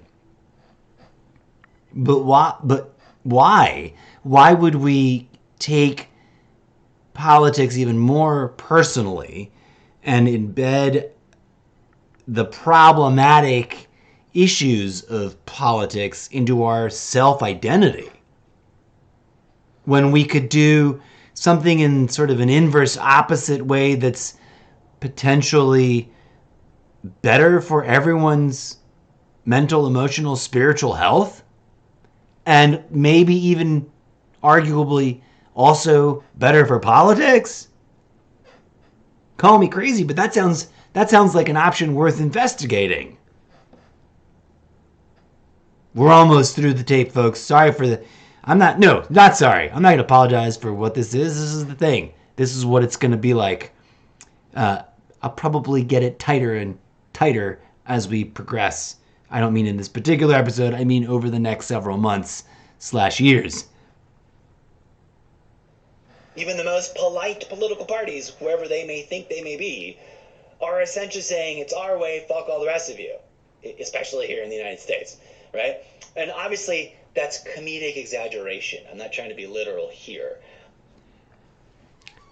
Got to take note of Lord Xeris' most recent comments. He dropped in to chime in and say, but that's literally what politics is. The provisioning and distribution of resources and the enforcement of laws. Indeedly do. I'm just trying to throw out there, like spaghetti against the exposed side of the refrigerator that might stick the notion of re-examining politics and including, and I'm trying to pick my words very carefully, like including a spiritual authenticity, not spiritual marketing content, not pseudo-religious dogmatic talking points, but an authenticity that is spiritual, the way we have intellectual authenticity. You all agree you can identify a tactic or a notion or a statement that is intellectually disingenuous, right? For example, I can think of from memory of something that came up in a conversation between myself and an online acquaintance, and we had a bit of an adversarial, but jovial adversarial vibe going on, and he was poking and prodding, and I was asking my questions like I do, and we got to a point where this individual was sort of figuratively throwing up their hands at me and claimed that they were trying to figure me out.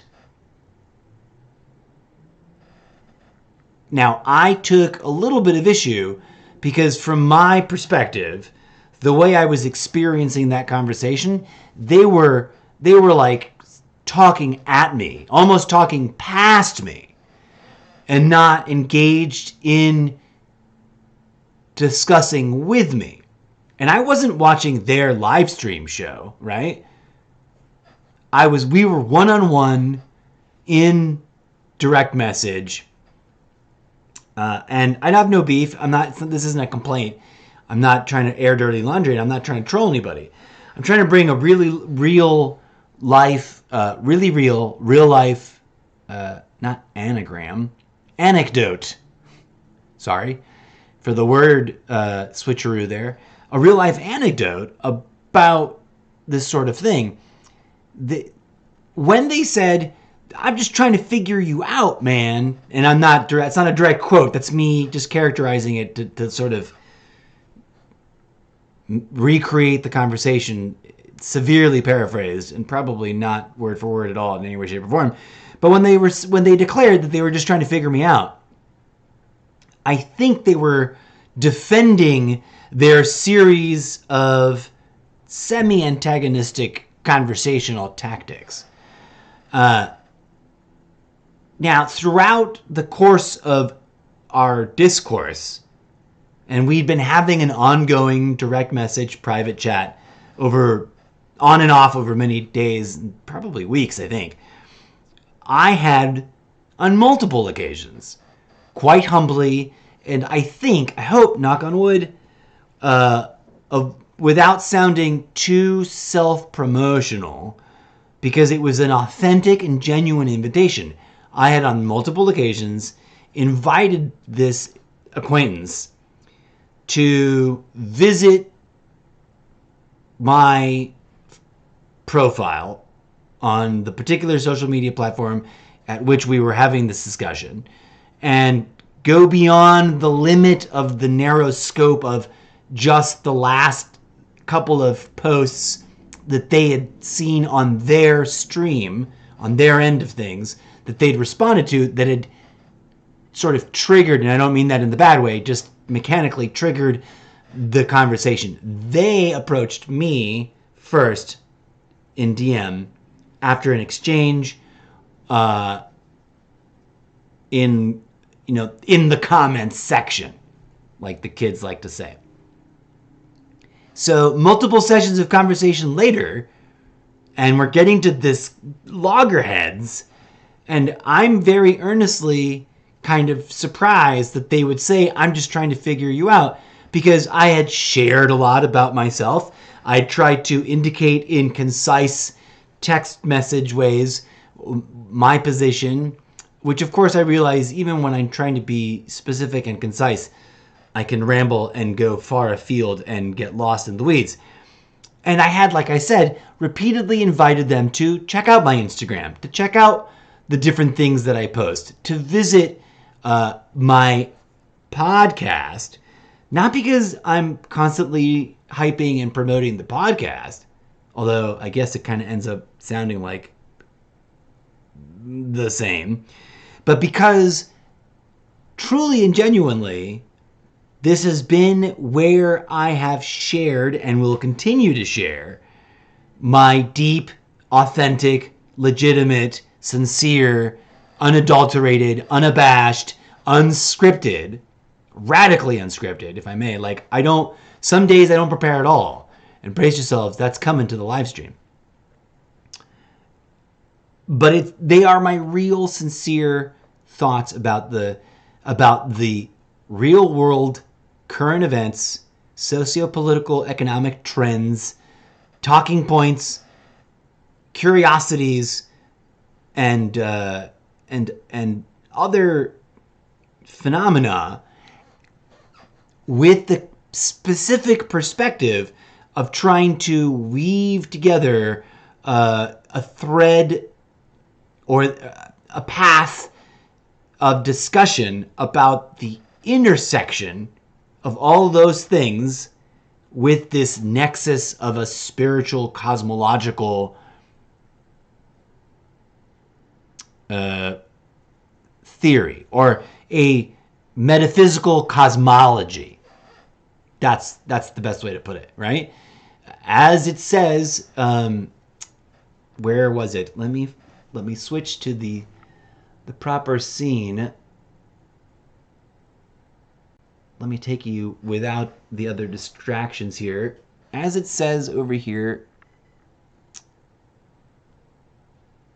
in a thing. Oh, I don't have the podcast one set up. Oh, yes, here it is. Boom. An experimental freeform talk radio style audio blog podcast entertainment show. Listen to in over 20 plus countries. A fractal mystic podcast. Oh, you can't see the bit that I really wanted to get to really talk about. That's the main actual profile page of the platform on Sprecher. Exploring the radical intersection of politics, society, and transcendental spirituality. And I talk about politics like other people talk about sports ball. That's the main thrust of this rambling, crazy podcast episode today. Let's finish up this tape finally and see what else ridiculous things I said, and we'll wrap it up finally. But I'm also trying to be kind of real, folks. Let's take a step back and reassess politics from a spiritually sincere, spiritually honest, spiritually transparent perspective. Intellectually, spiritually, emotionally, physically, in all the ways that would matter. And we can put several pins up on the corkboard as I've teased and often promised and yet not quite delivered a special series episode on ideas such as reevaluating our supposedly sacred, not so sacred documents upon which all of our governance is established, right? Not in a tear it down, destroy it, antisocial kind of way, because that would be highly traumatic and kind of counterproductive. And besides, the last 10,000 years worth of bloody, violent, revolving door history kind of should prove the point that maybe, just maybe, that's a highly inefficient way of achieving political, socio-economic, evolutionary development, right? Is that too crazy of a thing? Let me ask you, friends and international viewing audience, is that too much to ask for? Honestly, is it? I don't think it is. I think it's the right kind of thing to ask for.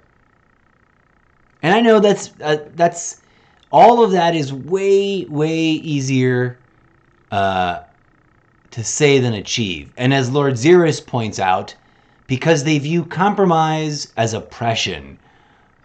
Ooh, that's a searing critique, and I can't disagree.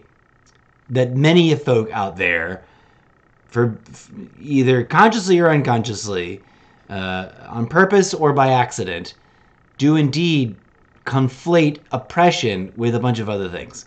But we're have to put a pin in that.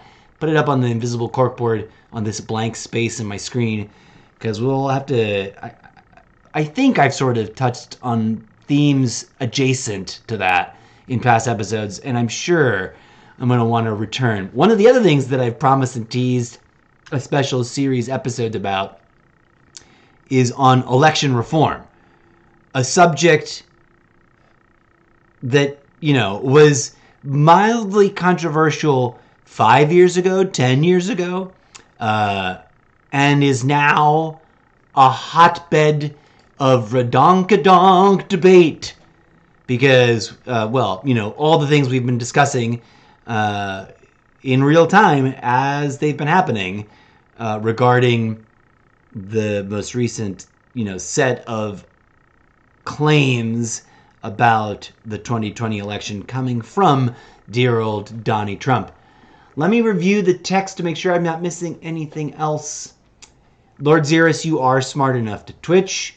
Don't forget to tell me about this VR chat stuff. Lord Xeris also said, I think a lot of people are being spiritually honest with themselves and are being fascist as a result. Wowza. That's... I gotta copy paste that, Biznatch.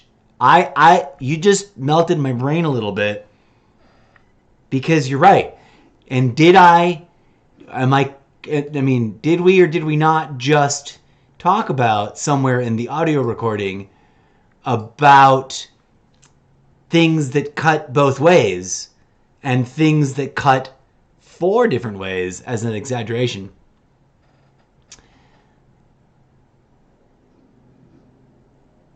Previous message. I think a lot of people are bringing... Yes.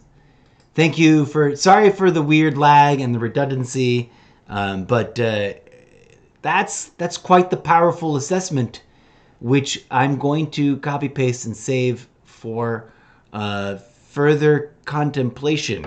And thanks for that contribution, Lord Xeris. It most certainly is something we have to address, that people think a bunch of things are oppression that reasonably sort of sound believable and that people can buy into, but that maybe technically aren't, right? And of course, there's all the parody rebuff commentary about it. My favorite is, of course, the age-old tyranny of pants, but which we can put a pin in that. Yes, dear friends and other listeners, of course there's such a real thing as oppression. And yes, even subtle, even apparently benign things might trip the tyrannic light fantastic and stumble across the line into true oppression. But also, can we be goaded into fear-mongering each other and ourselves into thinking we're being oppressed when we're merely being moderately inconvenienced? A lot of people will jump down your throat for trying to split that hair. A lot of people might judge that as fence-sitting, or they probably got cooler, more... And yes, of course, Lord Xeris, you just had to break out the big super duper deluxe controversial word. I don't know if the internet is being as hypersensitive about that word as it was in the middle of last year. But yeah, vaccines, wedge issue, engineered and real. Those are 2 different things. what I just said. An engineered wedge issue and an authentic wedge issue. And those two things, I think, get conflated and confused, which causes just hither more problems. But I'm not trying to end this show on a big rabbit hole talk about vaccines. So respectfully, let us put a pin in that and put it up on the corkboard, whatever direction, wherever the cam is, the right spot over there. We still have like a few inches of footage on this audio tape from earlier today, which has beautifully unpacked itself into a delightfully long podcast episode and ever so slightly delightfully longer live stream episode. Let's see what we can wrap up with here and try to string together multiple things and interconnect them. Maybe if we took a step back, took it a little less personally, and addressed it all with a little more intellectual, spiritual, mental, emotional, physical integration, mindfulness, clarity, and dared each other to be really honest about calling out the malarkey without devolving into political infighting or political party fighting about whose fault it is. It's everybody's fault. Let's just leave it at that. I don't know why I find it hilarious to lip sync to my playback, but I do, and maybe I'll make that a feature. Maybe that's what's going to make me famous, is that I... oh, wait. Too many ideas at once. Friends, we have to bring back and re-normalize being able to discern between malarkey and real ideas that might be fringy and, bunk, like straight up cuckoo. We need to be able to say what we think. We need to be able to say what we believe without devolving and falling apart into mindless, monkey, poo-flinging, childhood, bully tactic, in-your-face, cynical, slimy one-upmanship. And it's so seductive. It's so right there at the cusp of wanting to give in. And like, we're always, I catch myself. I'm not, having just said what I said, I'm not going to pretend that I don't live in a glass house, because we all live in glass houses. I'm not going to pretend that I haven't been a living example at some point in my life of exactly what I just called out, because I have, right? We have to be able to hold our government systems accountable. We have to hold the flaws in the machine we've created up to the light and try and fix them, not beat each other batshit crazy in the face over engineered or genuine wedge dynamic issues or dynamic wedge issues. But let's push on. As an audience member said earlier, in the voice of the entire crew of Monty Python, get on with it. Back to the tape.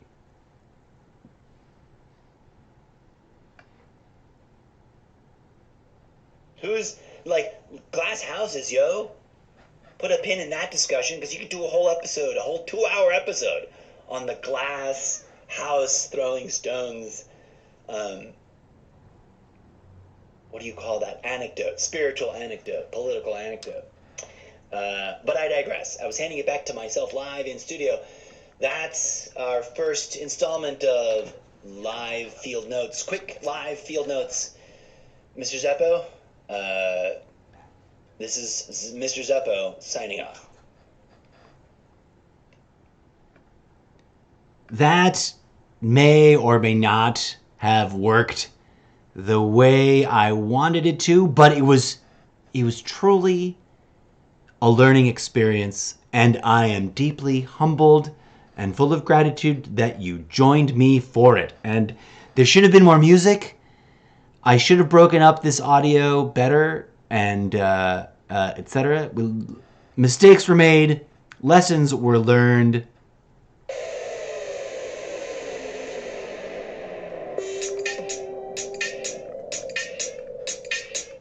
Here's a little music to sign off with. DJ Zed pre-mod mix take 1. Netherworld Nights.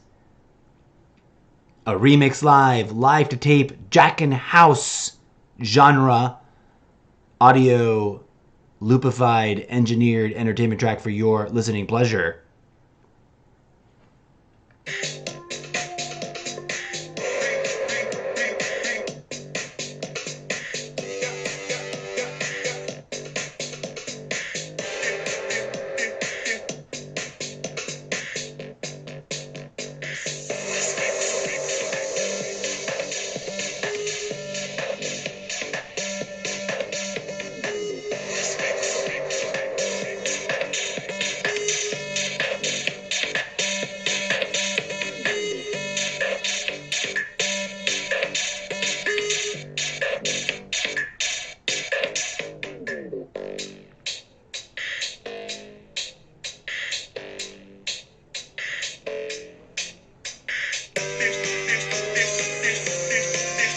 If you take anything away from this live stream broadcast experiment show, it should be this final image.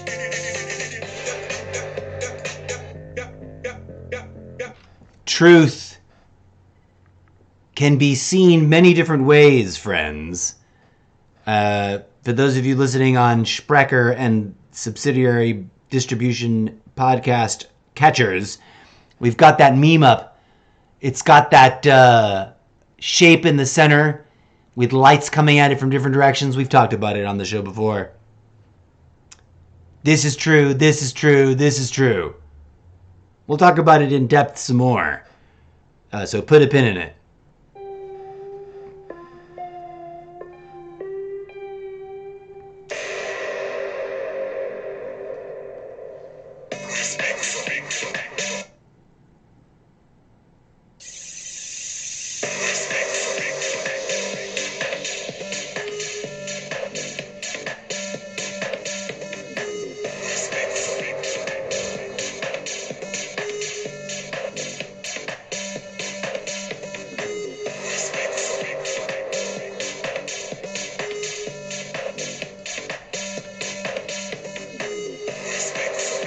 This has been a production of C-Tag Studios, a totally imaginary production. Blah, blah, blah, blah. Wow, right at the end of the show. A totally imaginary production company that exists entirely in my mind.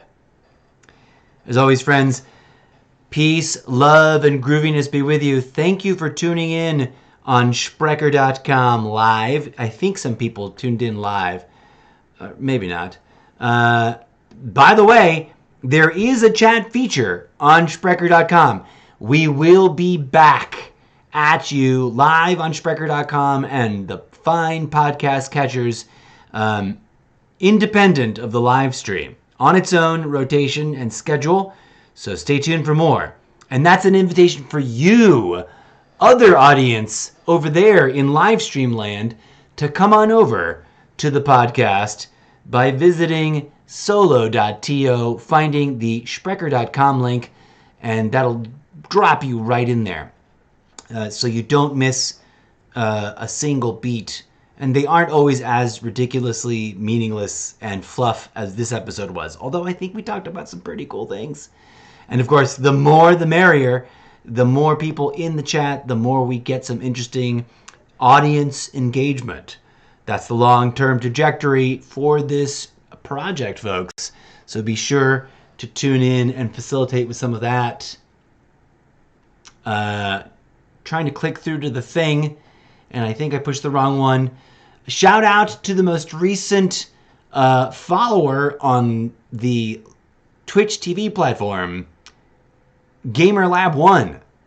Thanks, you brought us over the line for 30 plus viewers and stuff. Do I want to put a little bit more music on? Let's do one last bit. No, I think we did. I'm supposed to put stop. I'm going to push stop now on the Sprecher.com. Peace out, folks. Thanks for tuning in. There's more to come. Visit the things. Follow the stuff. Like the Dealy Dads. And more. Be peace, love, and grooviness blossom in your heart. That's the thing. That's what I'm trying to say. I am going to let... later, dudes. Thank you, Lord Xeris, for coming in and goofing off. I'm going to see about making a slightly more regular schedule. Schedules and I don't get along. But we are going to try to stick to it. Give us a chance to prove ourselves, improve ourselves, and get better at what we're doing. We're going to we'll be posting schedules on Twitch for the live streams. And there isn't a calendar schedule-y thing for Sprecher, although there was talk about developing one at some point. So just tune in for more. And tell your friends about it.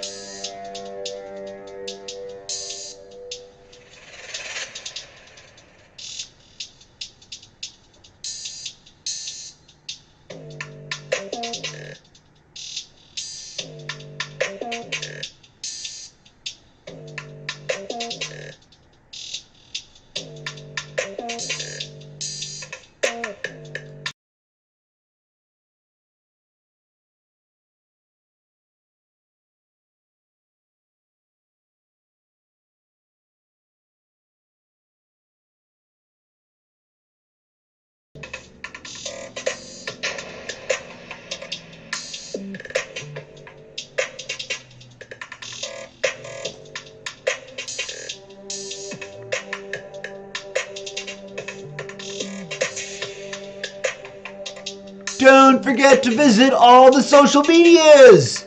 You can find us over here at YouTube and Instagram, Twitter, and Facebook.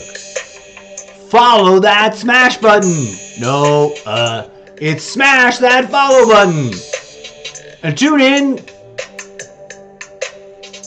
the not too distant future when we start doing improvised puppet shows live on stream right here on twitch.tv/MrZeppo. Wah! Yup.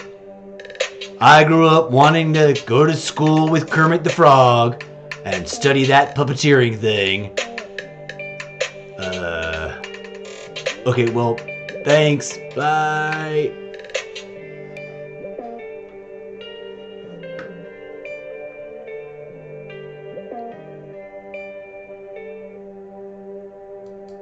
I can't believe I just did that. But I wanted to use that final setup as like a final position to finish. Peace out. Okay, we're done. We've logged off of Sprecher.com, and now we're just plain old-fashioned live streaming. And in this world, the live stream culture is used to streams going on for days and days, so it's not like that weird of a thing, right? And I want to... Oh, not that. Boom. There we go. Well, there we go, folks. This is going to be one of those shots, those setups that I used to close out the show. And before we go, I just wanted to add that we'll be doubling down on all the content everywhere. Mondays, MacMania Madness, exclusive on Twitch TV. For all you gamer enthusiasts, you game-playing fellow freaks of video game land. Because yes, no shame, I'm a spiritualist and I'm a gamer. The fuck do you want? I do both. And yes, I use foul language. That's why the warnings and the ratings memes from earlier.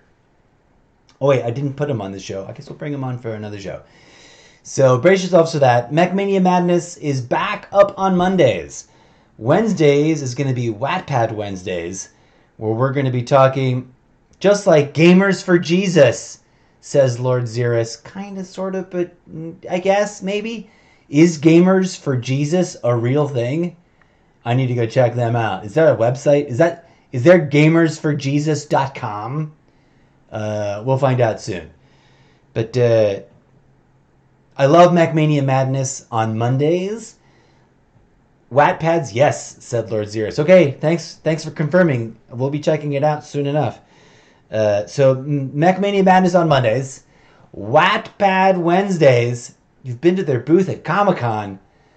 Can you believe I've never been to Comic-Con? I'm embarrassed to admit that, but it's true, and I want to take my brand to Comic-Con one day. But that's a whole nother discussion, and this stream has been going on for long enough. And my throat is getting tired, and I need to absorb the realities of the lessons I've learned and parse them out so I can make the show tighter, faster, better, more efficient in future login sessions. So we did Monday, we did Wednesday. I need to pick a day for tarot. I don't know if I should do that on Tuesdays or Thursdays. I know that's a subject that some people might like. Bro, go on Etsy and buy a puppet. Bro, I can make my own. Like, I've already spent enough times. I got my own Jim Henson fabric puppet making skills. It's a whole kit and caboodle hobbyist, enthusiast kit that I did nothing with and is still readily available. Okay, Lord Xeris is challenging me to throw down and make my own puppets to do puppet shows. I might actually still have my OG Kermit the Frog. I don't know if I'm allowed to use it. I don't know if licensing things is weird with that, but we'll see what we can do. But yeah, I'm down, and the gauntlet has been thrown. It shall be forthcoming. But what was the last? I wanted to promo one last thing. Oh, there's a thing I've been wanting to announce forever. I don't know if any of the DJs on Twitch are dropping in to check out my show. And if they are, if they're sticking around to see this particular moment. But I will clip this and highlight it and post it on my wall. So hopefully some of them may catch it. Dear real actual DJs from the music department on Twitch TV, I humbly invite you to consider that if you find my beats worthy, I would be honored if you used my SoundCloud playlist to make a remix of DJ Zed Remixed. DM me for ideas about that. Sorry, I got a frog in my throat and tried to hiccup all at the same time. But yeah, it's an idea that's been sitting there in the back of my head since the day I started poking around on Twitch. If you are a real DJ, because DJ Zed is a fake DJ. He's a literary character. He's a literary character that's literally an animatronic robot puppet. Wink, wink, nudge, nudge. Say no more. Say no more. Lord Xeris. In fact, I may be able... I could possibly... Oh, I don't think I used this screen. Let's... Real quick. This is a meme graphic that belongs to the show. I'm a robot from the alternate future sent here too early, or too late, to earmuffs you all from the real industrial robot doomsday complex. I think I need to tinker with rewording that. But also somewhere over here in the droid designs, boom. Here, who's been tinkering with potential design concepts for a soon to be hastily constructed DJ Z animatronic puppet thing? This guy. So fret you not. It's just a matter of making the time. Ooh, there's a doodle video. Just a matter, and I don't know. I apologize if I swiped through that too hard, too fast.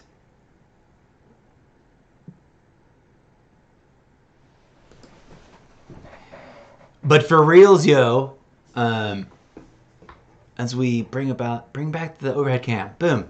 That's it. We got to get into this prolonged, quick note here. So thanks for the encouragement, Lord Xeris.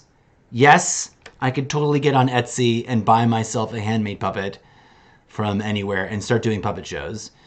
I probably should dig around and find the existing puppets that are lost in a bag or a box somewhere here in this household. And since we're going to continue on rambling for a hot more minute, I'm going to do a thing, because I don't want to just cut things off now that I'm all kind of into it and we're still talking. We're going to do that. Maybe I should just shut up and stop, huh? You know what? Yeah, never mind. I'm just going to stop. I said what I had to say, and I said it. That's what I had to say. Here we go.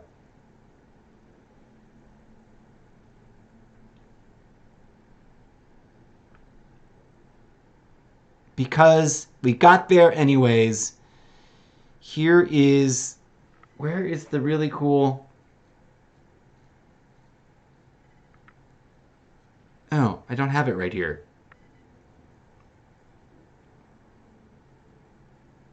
And we don't want to use this one. Okay, let's play a little music as we sign out. I don't want to over-promise and under-deliver, but building puppets is now part of the suggestion box slate. Speaking of which, if you want to be checking out the live stream on the regular, don't forget to go to twitch.tv/MrZeppo, where you can go on my About section and drop comments. There's a feedback thing. Check that shit out. Get involved.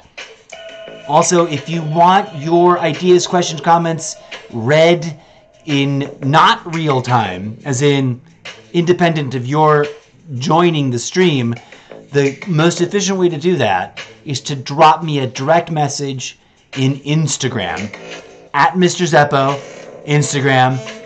Get your commentary on the show in a future episode of either the podcast or the live stream, etc. Friends, this is it. I'm going to leave you.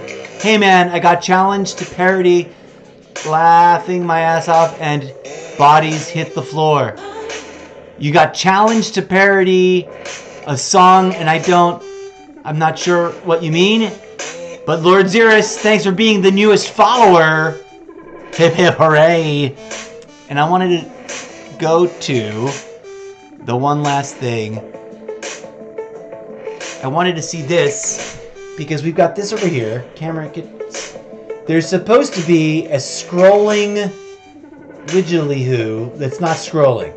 It's supposed to be a scroll of all of my top 100 followers happening right here, and I don't see it. That's a note for later. And, but yeah. Nice sketches, by the way. Thanks, Lord Xeris. There will be more doodles and original Zeppoverse art coming your way, both here on the multi-streams and also over on the art gallery, which you can find the link to by visiting Solo.to/MrZeppo. And thanks for your participation to all my friends and family and internet siblings. Remember, humanity, you're all one big fam. Blood or otherwise.